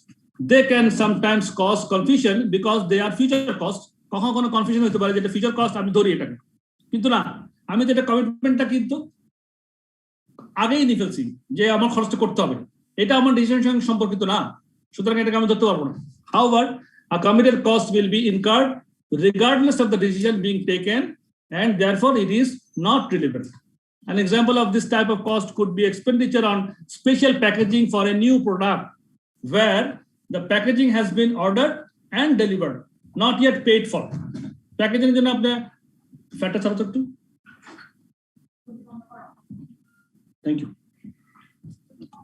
However, a committed cost, an example of this type cost could be expenditure on a special packaging for new product where the packaging has been ordered and delivered but not yet paid for. আগেই আপনি order করছেন, packaging এর জন্য চলে আসছে, কিছু করার নাই এখানে, the company এখনো পেমেন্ট করে না, পেমেন্ট করতে হবে ভবিষ্যতে। The company is obliged to pay for the packaging even if they decide not to proceed with the product. Therefore, it is not a relevant cost. এরকম আরেকটা আছে যে historical cost depreciation. Historical cost depreciation. Depreciation is an accounting adjustment, but does not result in any future cash flows. যেটা একটু আগে আলোচনা করছিলাম, they are merely the book entries that are designed to spread the original cost of an asset over its useful life. Depreciation ধরা যাবে না, ডেপ্রিসিয়েশনে কোনো cash flow হয় না, কোনো ফিউচার ক্যাশ ফ্লো হয় না, কিন্তু এটা আমাদের জাস্ট বুক এন্ট্রিজ, সুতরাং এটা ডেপ্রিসিয়েশনটা আমরা ধরতে পারবো না, নন রিলেভেন্ট বা irrelevant. Notional costs such as notional rent and notional interest, these are only relevant if they represent an identified lost opportunity to use the premises or the finance for some alternative purpose. In these circumstances, the notional cost could be opportunity cost. This explanation will become clearer when you learn more about opportunity cost later in this chapter. In chapter পরের দিকে relevant opportunity cost কি আরো কিছু আলোচনা আছে, তখন notional cost সম্বন্ধে আরো কিছু ভালো পাবেন। It is essential to look to the future when deciding which costs are relevant to a decision. Costs that have already been incurred or that will not be altered in the future as a result of the decision being taken are not relevant costs. Evaluation opportunity cost. Opportunity cost is a special type of relevant cost. An opportunity cost can be defined as the value of the benefit sacrificed when one course of action is chosen. Altered in future বলতে আপনি কি বুঝতে sir? বুঝি নাই, আবার বলেন। এই যে লাস্টে কনক্লুশন যেটা altered in future, মানে altered মানে চেঞ্জ, altered মানে চেঞ্জ করা, চেঞ্জ হবে না, ফিউচার চেঞ্জ হবে না। cost that have already been incurred, যেটা অলরেডি খরচ হয়ে গেছে, or that will not be altered in the future, অথবা ভবিষ্যতে ওটা আর কোনো অল্টারেশন হবে না। অল্টার মানে বুঝুন না, মানে আমরা ওই যে অনেক সময় ড্রেস অল্টার করি, ফিটিং করি একটু, হ্যাঁ, ভবিষ্যতে ওটা চেঞ্জ হবে না, কমিটেড। এটা তাহলে কি বলছে, cost that have already been incurred, যেটা অলরেডি ইনকার্ড মানে খরচ হয়ে গেছে, or that will not be altered in the future as a result of the decision being taken are not relevant. Opportunity cost সম্বন্ধে আমরা আলোচনা করেছি, সেটা আমরা একটু দেখি। অপরচুনিটি কস্ট থেকে আমাদের sacrifice, and opportunity cost can be defined as the value of benefit sacrificed when one course of action is chosen in preference to an alternative. একটা অন্য অপরচুনিটি নেওয়ার জন্য একটা অপরচুনিটি মিস করাতে যে আমাদের বেনিফিট মিস করলাম, সেটাই হচ্ছে opportunity cost. Opportunity cost is represented by the forgone potential benefit. Forgone মানে কি, যেটা আমরা পাইনি, forgone potential benefit from the best rejected course of action. With opportunity cost, we are concerned with identifying the value of any benefit foregone as the result of choosing one course of action in preference to another. ওই একই কথা বারবার। এবার opportunity কস্টের কিছু example আছে, very interesting, এগুলো আমরা একটা গো থ্রু করি। আমি দেখেন এই কস্টের বিষয়টাকে একদম মানে ওয়ার্ড টু ওয়ার্ড করে যাচ্ছে, এই জন্যই this are really important to know, to understand. আমাদের পরবর্তীতে সমস্যাগুলো যখন আসবে অঙ্কগুলো পড়ার সময় এই কনসেপ্টগুলো আমাদের মাথায় রাখতে হবে। The best way to demonstrate opportunity cost is to consider some examples. Opportunity cost আমরা দেখি। A company has some obsolete material in stock that it is considering to use for a special contract. তার কাছে কিছু obsolete material মানে কি, মানে কিছু material পড়ে আছে, obsolete হয়ে আছে, এগুলো কোনো ইউজ করতে পারতেছে না। হ্যাঁ, if the material is not used on the contract, it can either be sold back to the supplier for $2 per ton, or it can be used on another contract in place of a different material that would usually cost 2.2 per ton. If the material is not used on the contract, it can either be sold back to the supplier for $2 per ton, or it can be used on another contract in place of a different material that would usually cost 2 টাকা 20 পয়সা। আচ্ছা, তাহলে the opportunity cost of using the material on the special contract is 2 টাকা 20 পয়সা per ton। কেন? কারণ সেটা আমি অন্য জায়গায় 2 টাকা 20 পয়সা দিয়ে আমরা এই কস্টে এটা কিনতে পারতাম। This is the value of the next best alternative use for the material, or the benefit foregone by not using it for the other contract. Hello? এরপর আসেন একটা B example. Chris is deciding whether or not to take a skiing holiday this year. The travel agent is quoting an all-inclusive holiday cost of $675,000 for a week. Travel agent বলছে coat করলো যে all-inclusive holiday cost 675 for a week. Chris will lose the chance to earn $200 for a part-time job during the week that the holiday would be taken. সে যে holiday নেয় তার $200 সে একটা part time job করতে, সেটা কিন্তু ওই $200 ইনকাম করতে পারবে না। তাহলে the relevant cost of taking the holiday is 875। ওই যে 675 টাকা সে তাকে পেমেন্ট করবে ক্রিসকে, আর $200 সে কাজ থেকে যে বেনিফিট পাবে সেই বেনিফিটটা পাবে না, সুতরাং তার কস্ট পড়ছে কিন্তু 875 টাকা। 200 টাকা হারালো আর 675 টাকা খরচ করলো।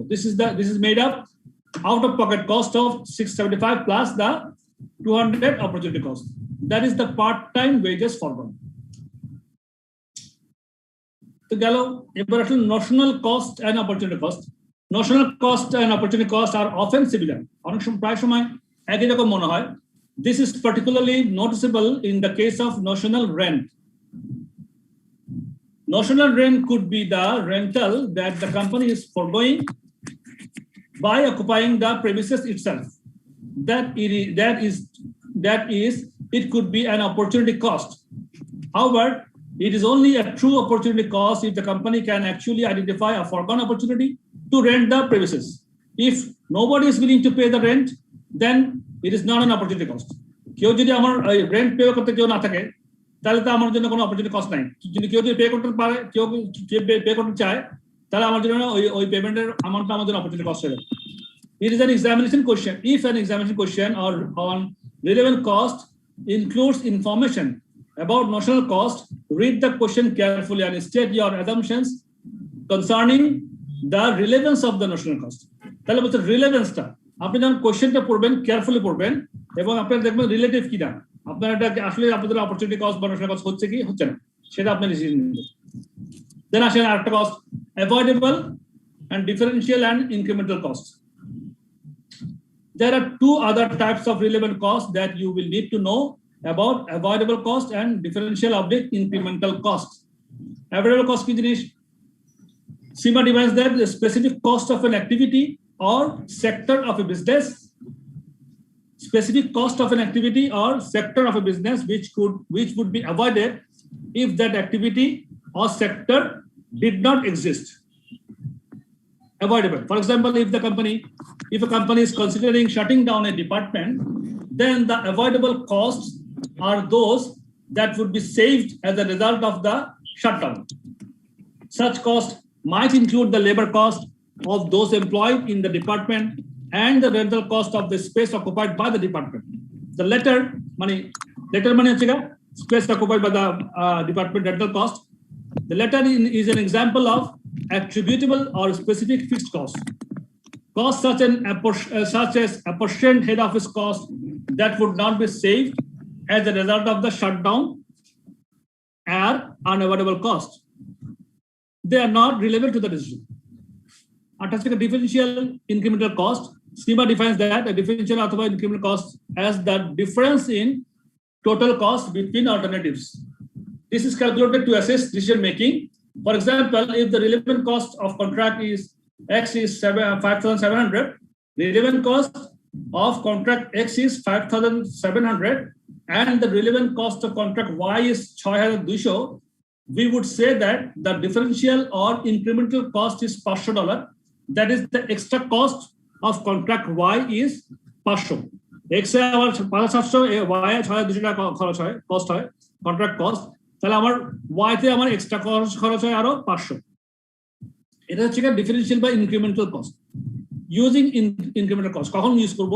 Incremental cost can be useful if the cost accountant wishes to highlight the consequences of taking sequential steps in a decision. For example, the accountant might be providing cost information for a decision about whether to increase the number of employees in a department. তখন instead of quoting several different total cost figures, it might be more useful to say the incremental cost per 5 employees will be 5,800 per month. So একটা incremental cost একটা হিসাব করে বলে দিতে পারে। Remember that only relevant cost should be used in the calculation. সেই ঘুরে ফিরে এই কথা যে remember that only relevant cost should be used in the calculations.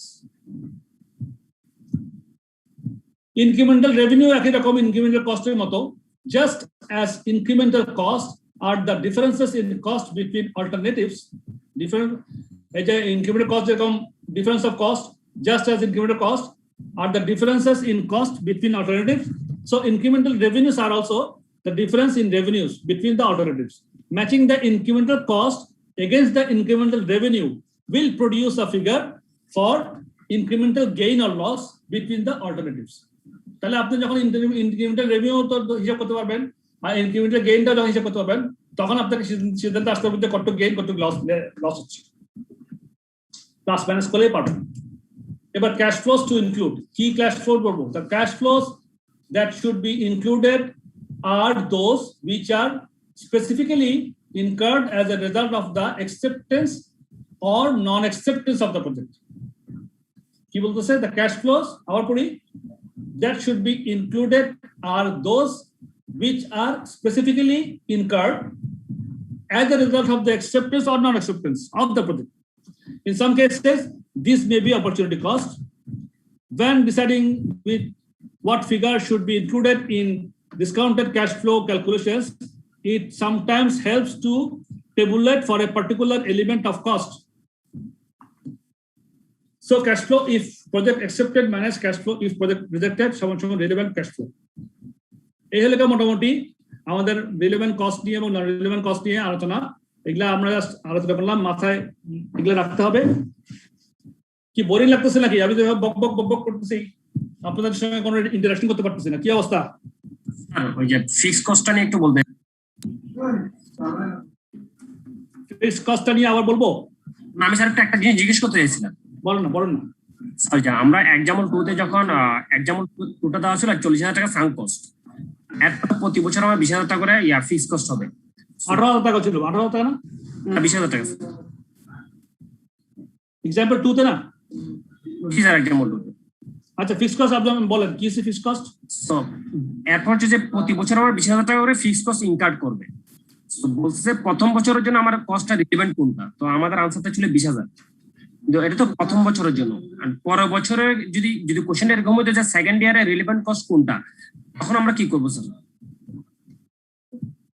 Second ইয়ারে তো আমরা 20,000ই করব, কারণ নগদে তো এটা প্রতি বছর সমানই থাকার কথা। কারণ এখন তো আমার কোশ্চেন হচ্ছে স্যার, প্রথম বছর আমি যেহেতু নিচ্ছি, প্রথম বছর আমি এটা ইনকার্ড করতেছে, দ্বিতীয় বছর তো সেম অ্যামাউন্ট ইনকার্ড করতেছে, মানে এক্সট্রা কোনো অ্যামাউন্টে ইনকার্ড করতেছে না, প্রতি বছর একটা কনস্ট্যান্টলি জিনিসটা যাচ্ছে। তো সেকেন্ড ইয়ারে কি সেটা কনসিডারেশন আসবে? কারণ আমার তো এই জিনিসটা হবে, আমি জানি ফিউচারে কস্টটা এইভাবে হবে। না, ওটা অবশ্যই হবে। ওটা তো আমি সিদ্ধান্ত নেওয়ার পরে হিসাব করতেছি। আপনি যেটা বললেন এক্সাম্পল 2 এর কথা না? জি স্যার। ও ওইটা আমার তো ওখানে কি বলতেছে এক্সাম্পল 2 তে there will be an ongoing, আমি পড়ি ওটা লাইনটা, but there will be an ongoing need for her service. Ongoing need for a service if the company decides to proceed with the project. Ongoing need for a service. The work will be charged a fixed rate of 20,000 per annum. Per annum মানে কি? প্রতি বছর আগে sir. প্রতি বছর। তাহলে প্রতি বছর তো বলে দিচ্ছে, প্রতি বছরই করবো তো আমরা। প্রতি বছরই করবো না, সেটা তো রেলেভেন্ট কস্ট নিব। মানে আমরা ধরেন স্যার এই যে এটা যদি প্রজেক্ট যদি ধরেন 20 বছর চলে, আমি জানি যে আমার ধরেন প্রতি বছরে 20,000 টাকা আমার দিতে হবে। প্রথম বছর যখন আমি নিচ্ছি স্যার, তখন আমি রেলেভেন্ট কস্ট ফিক্সড নিয়েছি। সেকেন্ড ইয়ারে যদি আমার কোশ্চেনটা যেরকম করে যে আপনার সেকেন্ড ইয়ারে রেলেভেন্ট কস্ট কোনটা হবে, তখন কি আমি 20,000 টাকা কনসিডার আনবো? কারণ আমি তো অবশ্যই আনবেন। ক্যাশ আউটফ্লো প্রত্যেক বছরে আপনার ক্যাশ আউটফ্লো হবে তো, নাকি হবে না? কিন্তু স্যার উনি বলতে চাচ্ছেন হচ্ছে আমাদের ফিক্সড কস্টে বলা ছিল যে আমরা জাস্ট ইনক্রিমেন্টাল টুকু নিব, মানে আমাদের যতটুকু ইনক্রিজ বা ডিক্রিজ হবে, মানে যতটুকু ভ্যারি করবে আমরা তো অতটুকুই নিব, এরকম একটা কথা ছিল যখন ফিক্সড কস্ট রিলেভেন্ট কিনা এটাতে ওই কোশ্চেনটার উপরেই স্যার। এক্স্যাক্টলি ব্যাপারটা এটাই। আচ্ছা, কনফিউশন থাকবে না আপনাদের, এই কনফিউশন গুলো সামনে যে আমাদের প্রবলেম সলভ গুলো আসবে তখন আপনারা ক্লিয়ার হতে পারবেন। স্যার এই যে ইনক্রিমেন্টাল যেটা বলছি স্যার, এই ইনক্রিমেন্টাল হবে কিন্তু কিউমুলেটিভ। আপনি যখন 40,000 টাকা দিয়ে শুরু করলেন, তারপরে 20,000 টাকা দিলেন, তাহলে 40,000 তো ফিক্স, আর 20,000 টাকা প্রত্যেক বছর লাগাবেন আপনি। তাহলে আপনার প্রথম বছর কিন্তু অ্যাকচুয়ালি খরচ গেছে হলো 60,000, কিন্তু আপনার ইনক্রিমেন্টাল হলো 20,000। পরবর্তী বছর যখন আপনি আবার 20,000 দিবেন, তাহলে আপনার কিউমুলেটিভ কস্ট হবে 80,000, কিন্তু ইনক্রিমেন্টাল হবে 20,000। এভাবে কিন্তু রিলেভেন্টটা কিন্তু এভাবে আসবে। ঠিক আছে, এই এক্সাম্পল গুলো মাথায় রাখেন, আমরা সামনে অনেকগুলো প্রবলেম সলভ করব, আশা করি তখন আপনাদের এই কনফিউশন গুলো থাকবে না।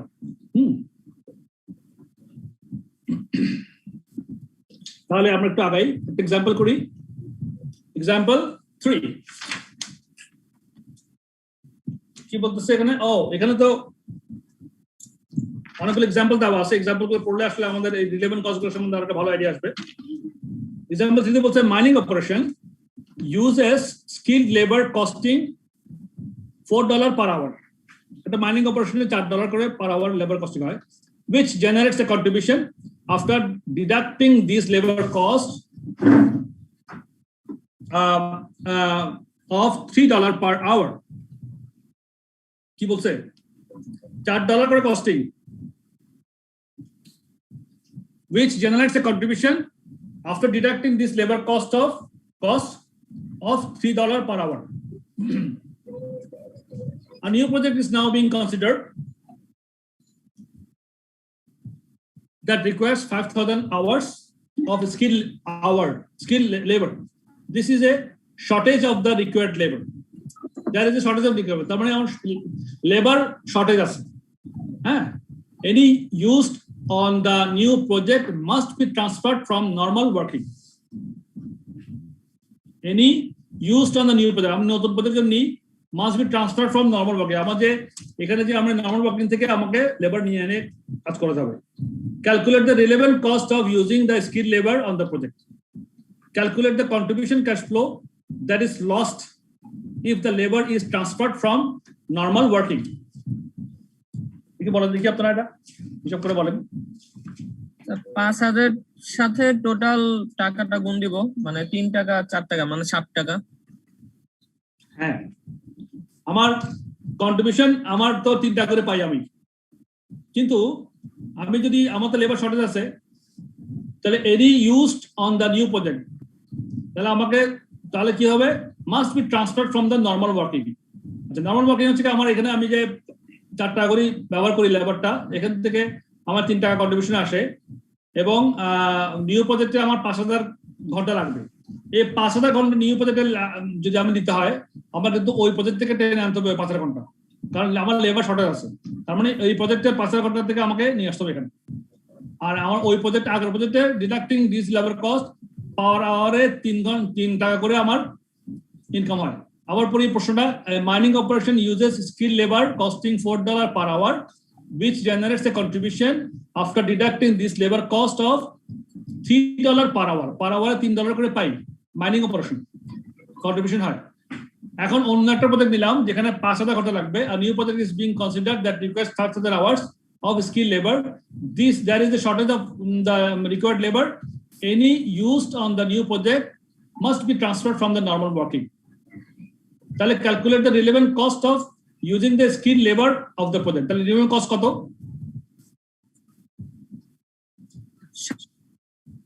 এখানে 535,000 আগের কন্ট্রিবিউশন 3 টাকা ওটা আমার ম্যানেজ যাবে আমার 3 টাকা করে 5000 3 টাকা করে আবার সরি 3 টাকা করে আমার মানে কন্ট্রিবিউশন যেটা সেটা আমার কি করব অপরচুনিটি কস্ট যেটা বেনিফিট আমি ইউজ করতেছি আর আমার বর্তমান লেবার কস্ট আর 4 টাকা যোগ করব তাহলে 60 টাকা করে পড়বে আমার তাহলে 5000 ঘন্টার জন্য আমার কত টাকা পড়বে 35,000 টাকা 5000 গুণ 7 35,000 টাকা আমার এটা কস্ট পড়বে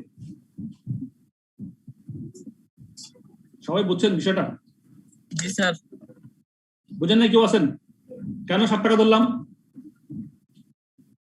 স্যার আরেকবার বলেন স্যার 4 টাকা 3 টাকার ব্যাপারটা স্যার প্রশ্নটা আমি আবার পড়ি কেন 60 টাকা ধরতেছি এটাই হচ্ছে বুঝার বিষয় তো বুঝার বিষয়টা আগে একটু বলি যে এখানে আমাদের অপরচুনিটি কস্ট আছে সেটা আমরা কিভাবে হিসাব করতেছি অপরচুনিটি কস্ট হচ্ছে কি আমার অন্য প্রজেক্টে যে বেনিফিটটা আমি লুজ করতেছি সেই বেনিফিটটাই আমার অপরচুনিটি কস্ট আগের অন্য প্রজেক্টটা আমি বন্ধ করে এই নতুন প্রজেক্টে লাগাবো সো অন্য প্রজেক্ট থেকে যে বেনিফিট পাইতাম সেটা হচ্ছে আমার নতুন প্রজেক্টের জন্য একটা কস্ট কারণ আমি একটা বেনিফিট হারাচ্ছি এটা এবার প্রশ্ন করি a mining operation uses skilled labor costing $4 per hour এক ঘন্টায় 4 টাকা করে labour hour skill labour hour দাম which generates a contribution after deducting this labor cost এই 4 টাকা করে পার আওয়ার লেবার কস্টটা ডিডাক্ট করার পরে কন্ট্রিবিউশন আসে ওই অপারেশন থেকে $3 পার আওয়ার এটা আমার এক্সিস্টিং প্রজেক্ট চলমান প্রজেক্ট আমার $3 করে আমার ইনকাম হয় লেবার কস্ট 4 টাকা দেওয়ার পরেও $3 করে আমি ইনকাম করতে পারি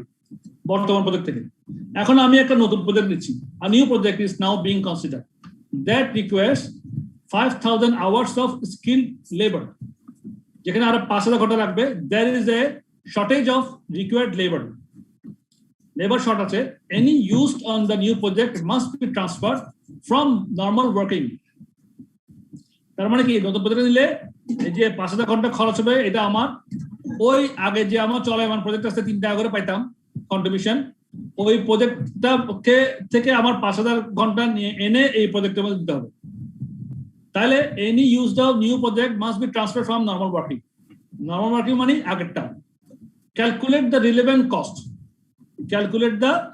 relevant cost of using the skilled labor of the project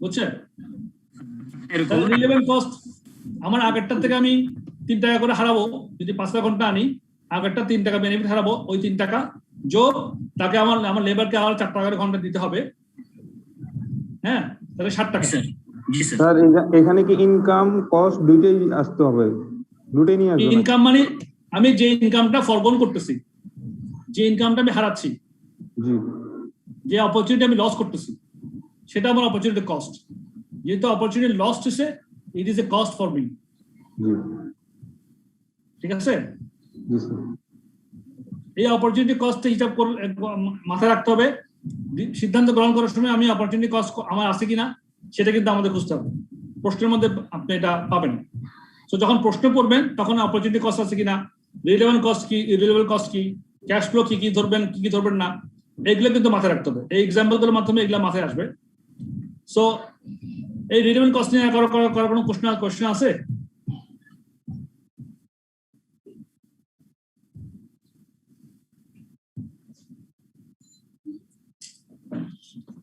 আচ্ছা অ্যাক্টিভিটি 2 বলতেছে suppose the facts about labor are as above but there is a surplus of skilled labor already employed মনে করেন একই রকম সিচুয়েশন হ্যাঁ activity 2 suppose the facts about labor are as above একই রকম fact but there is a surplus of skilled labor তখন কি অনেক skilled labor আছে আপনার সাথে already employed and paid by the business but there is a surplus of skilled labor already employed by the business which is sufficient to cope the new project. The presently idle men are being paid full wages. বর্তমানে যে সমস্ত আমাদের idol man মানে যারা অলস বসে আছে লেবাররা তাদেরকে ফুল পেমেন্ট করতেছি আমরা। তাহলে এই ক্ষেত্রে calculate the contribution cash flow that is lost if the labor is transferred from to the project from doing nothing. এখানে কি আমার কোনো রিলেভেন্ট কস্ট আছে কিনা? না স্যার নাই। এখন তো স্যার আমার কোনো হারাইতে হয়নি। রাইট, আমার এখানে কিছু লস করার কিছু নেই, আমার কোনো অপরচুনিটি লস হচ্ছে না এখানে, হচ্ছে না। তাহলে একই রকম সিচুয়েশন, শুধু এখানে লাভ হচ্ছে, জি আমার বড় উল্টো লাভ হচ্ছে। রাইট, উল্টো বড় লাভ হচ্ছে যে আমার লেবারকে idol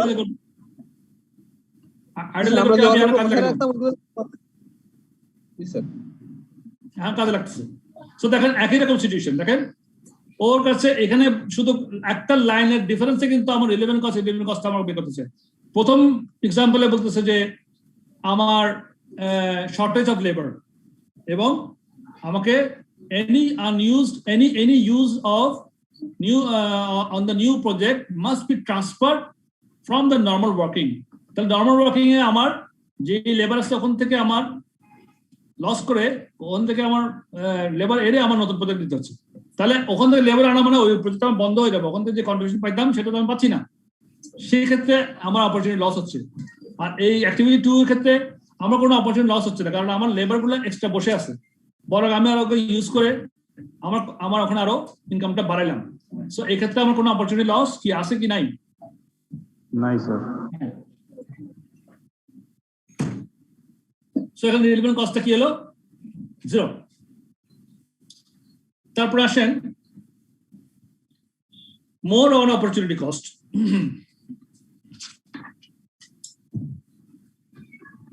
If there are sacrifices of resources to be used on projects, for example labor, materials, machines, then consideration must be given to revenues that could have been earned from alternative uses of resources. কি বলতেছে? যদি if there are sacrifices of resources মানে হচ্ছে labour, material, machines, resources এগুলো। If there are sacrifices of resources to be used on projects, যেমন sir এটা sacrifice না মনে হয় scarcity sir. Scarcity, sorry, sacrifice is scarcity. Thank you for correction. Scarcities মানে আমার অনেক থাকে, scarcity মানে হচ্ছে অনেক বেশি আছে। If there are scarcities of resources, বেশি আছে স্যার, স্বল্পতা না, মানে ল্যাক অফ রিসোর্স, মানে স্বল্পতা, অভাব আছে স্যার, অভাব আছে। আচ্ছা, for example the skilled labor that is needed on the new project might have to be withdrawn from normal production causing a loss in contribution. Scarcity মানে কি? স্বল্পতা, ঠিকই বলছেন, স্বল্পতা of resources to be used in project, দুষ্প্রাপ্যতা, scarcity, scarcity হয়ে গেছে। Then consideration must be given to revenues that could have been earned from alternative uses of the resources. Consideration must be given to revenues that could have been earned from alternative uses of the resources. For example, the skilled labor that is needed on the new project might have to be withdrawn from normal production, causing a loss in contribution. This is obviously relevant to the project appraisal. The cash flows on a single department or division cannot be looked at in isolation. It is always the effects on cash flows of the whole organization that must be considered. Example, arekta example is example gulo khub chamatkar example. A new contract requires the use of 50 tons of metal ZX81. This metal is used regularly on all the farms projects. কি material নাম হচ্ছে ZX81, তার কাছে এখন সে new কন্ট্রাক্টে যাচ্ছে, তার 50 ton of ZX81 লাগে। এই মেটালটা use regularly on all the firm's projects, ফার্মের সব প্রজেক্টের মধ্যে এই মেটালটা লাগে। There are 100 tons of ZX81 in stock at the moment that were bought for $200 per ton. তাহলে তার কাছে 100 টন স্টকে আছে, যেটা দ্যাট ওয়ার বট ফর $200 করে পার ton কিনছিল। The current purchase price is $210 per ton, and the metal could be disposed of for net scrap proceeds of $150. এখন সে যদি scrap হিসেবে বিক্রি করে দেয়, সে $150 করে পায়। কারেন্ট পারচেস প্রাইস $210, তাই সে কিনছিল 200 করে। এখন with what cost should the new contract be charged for ZX81? দেখেন এক্সাম্পল গুলো কিন্তু ছোট ছোট এক্সাম্পল, তাই না? ছোট ছোট এক্সাম্পল প্রশ্নের মধ্যে এই ধরনের সিচুয়েশন আপনারা ফেস করবেন। এই ছোট ছোট এক্সাম্পল গুলো যখন আমরা আলোচনা করব, তাহলে বুঝতে পারবেন যে আসলে কোন কস্ট আমাদের ধরা উচিত, সেভাবে আমাদের যখন মানে আমাদের পারসেপশনটা সেভাবে আমাদের কাজ করাতে হবে। Solution: the use of the material in stock for the new contract means that more ZX81 must be bought for normal workings. যেহেতু আমার এই 50 আমার ZX81 টা আমার সব প্রজেক্টে লাগে, বলছে না this metal is used regularly on all the farms project। এই যে লাইনটা আছে, এই লাইনটা কিন্তু মিনিংফুল লাইন, এটা মিস করা যাবে না। বলছে this metal is used regularly on all the farms project, farms এর সমস্ত প্রজেক্টে এই ম্যাটেরিয়ালটা লাগে। কি কোন ম্যাটেরিয়ালটা? ZX81 টা লাগে। সুতরাং the use of the material in stock for the new contract means that more ZX81 must be bought for normal workings। ঠিক আছে না? এই কথাতেই আপনি এখন সিদ্ধান্ত নিতে হবে যে আপনি কোনটা ধরবেন।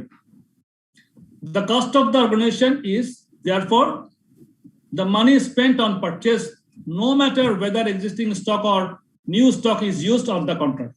কেন? আমার স্টকে আছে, ঠিক আছে, বুঝলাম, হ্যাঁ, কিন্তু আমার তো স্টকটা তো আমার তো ইনভ্যালিড হয়ে পড়ে নাই, এটা আমার কাজে লাগবেই লাগবে। সো আমার কস্ট কি? is therefore the money spent on the purchase, no matter whether existing stock or new stock is used on the contract. Assuming that the additional purchases are made in the near future, the relevant cost to be organization is current purchase price। তাহলে আমি যেহেতু আমার এই ম্যাটেরিয়ালটা use করার জন্য কোনো সম্ভাবনা মানে উন্মোচিত, মানে সব দিকে আমি ইউজ করতে পারতেছি, সুতরাং আমি নতুন সিদ্ধান্ত নেওয়ার সময় আমার কারেন্ট মার্কেট পারচেস প্রাইস যেটা আছে $210, সেটা আমার কনসিডারেশনে আমার আনতে হবে, সেটাই আমার রেলিভেন্ট কস্ট। তাহলে কি হচ্ছে? Assuming that the additional purchases are made in the near future, the relevant cost to the organisation is current purchase price, that is 50 ton into $210 গেল। এটা গেল একটা সিচুয়েশন। আরেকটা সিচুয়েশন দেখেন, সাপোজ টাইম শেষ, 5টা মিনিট ওয়েট করতে বলেন যে 5 মিনিটের মধ্যে আমরা শেষ করবো, কারণ এক্সাম্পলটা শেষ হয়ে যাবে এখনই। 5 minutes more, we want 5 minutes more, লেখা দেন একটু, আমি লিখতে পারছি না। হ্যাঁ, শেষ করে দিচ্ছি এখানেই। Example: suppose the organisation has no use for ZX81 in stock. What is the relevant cost of using it on the new contract? তাহলে নতুন কন্ট্রাক্টের কি হবে? Solution: now the only alternative use for the material is to sell it for scrap. কোনো use নাই, তখন তো আমার একটাই অল্টারনেটিভ, আমি হয় বিক্রি করে দেবো অথবা কি করবো, অথবা ইউজ করবো এখানে আমার নতুন প্রজেক্টে। To use 50 tons on the contract is to give up the opportunity of selling it for 50 into $150, $7,500। The contract should therefore be charged with this amount only, ওই 150 টাকা এটাই ভ্যালু করবো আমরা। সো দেখেন কি বলতে, suppose the organisation has no use for this stock, কোন use নাই, what is the relevant cost of using this contract? 50 into 150 scrap ভ্যালুটাই। আর একটা এক্সাম্পল আছে, suppose that there is no alternative use for the ZX81 other than a scrap sale, but that there is only 25 tons in stock। হ্যাঁ, কোনো alternative use নাই, কিন্তু স্টকে আছে মাত্র 25 টন। তাহলে কি করবো? তাহলে রিলেভেন্ট কস্ট কিভাবে করবো? তাহলে the relevant cost 25 ton in stock is $150 per ton. The organization must then purchase a further 25 ton, and assuming this is in the new future, it will cost $210 per ton। সেক্ষেত্রে আমার costing কত হবে? 25 ton into 150 scrap value, ওইটা ধরবো, যেটা আমার আগে কোনো কাজে আসতো না, এখন কাজে লাগাচ্ছি। 150 করে পাবো, ওটার ভ্যালু আছে। সুতরাং 25 টন 150 করে, 25 টন 210 করে, যোগ করে 9,000 টাকা। এভাবে আমরা রিলেভেন্ট কস্টটা বের করবো। সো এইগুলো মোটামুটি রিলেভেন্ট কস্টের কিছু এক্সাম্পল, খুব সুন্দর এক্সাম্পল গুলো দিয়ে সাজাইছে।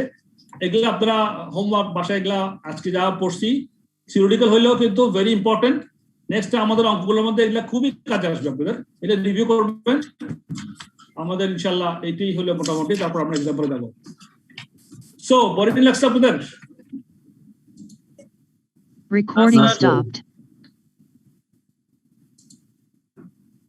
না স্যার। তাহলে আজকে একটুকুই, ক্লাসের একদম মাথায় শেষ হয়ে গেল আমাদের।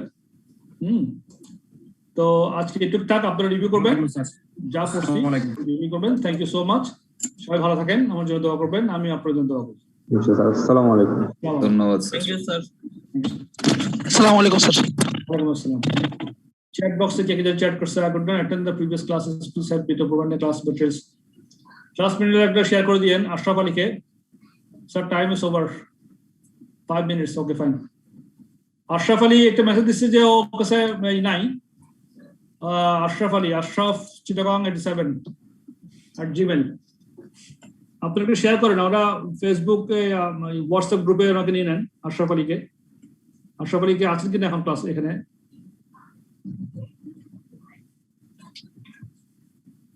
ঠিক আছে, থ্যাংক ইউ, আসসালামু আলাইকুম, আল্লাহ হাফেজ। আসসালামু আলাইকুম।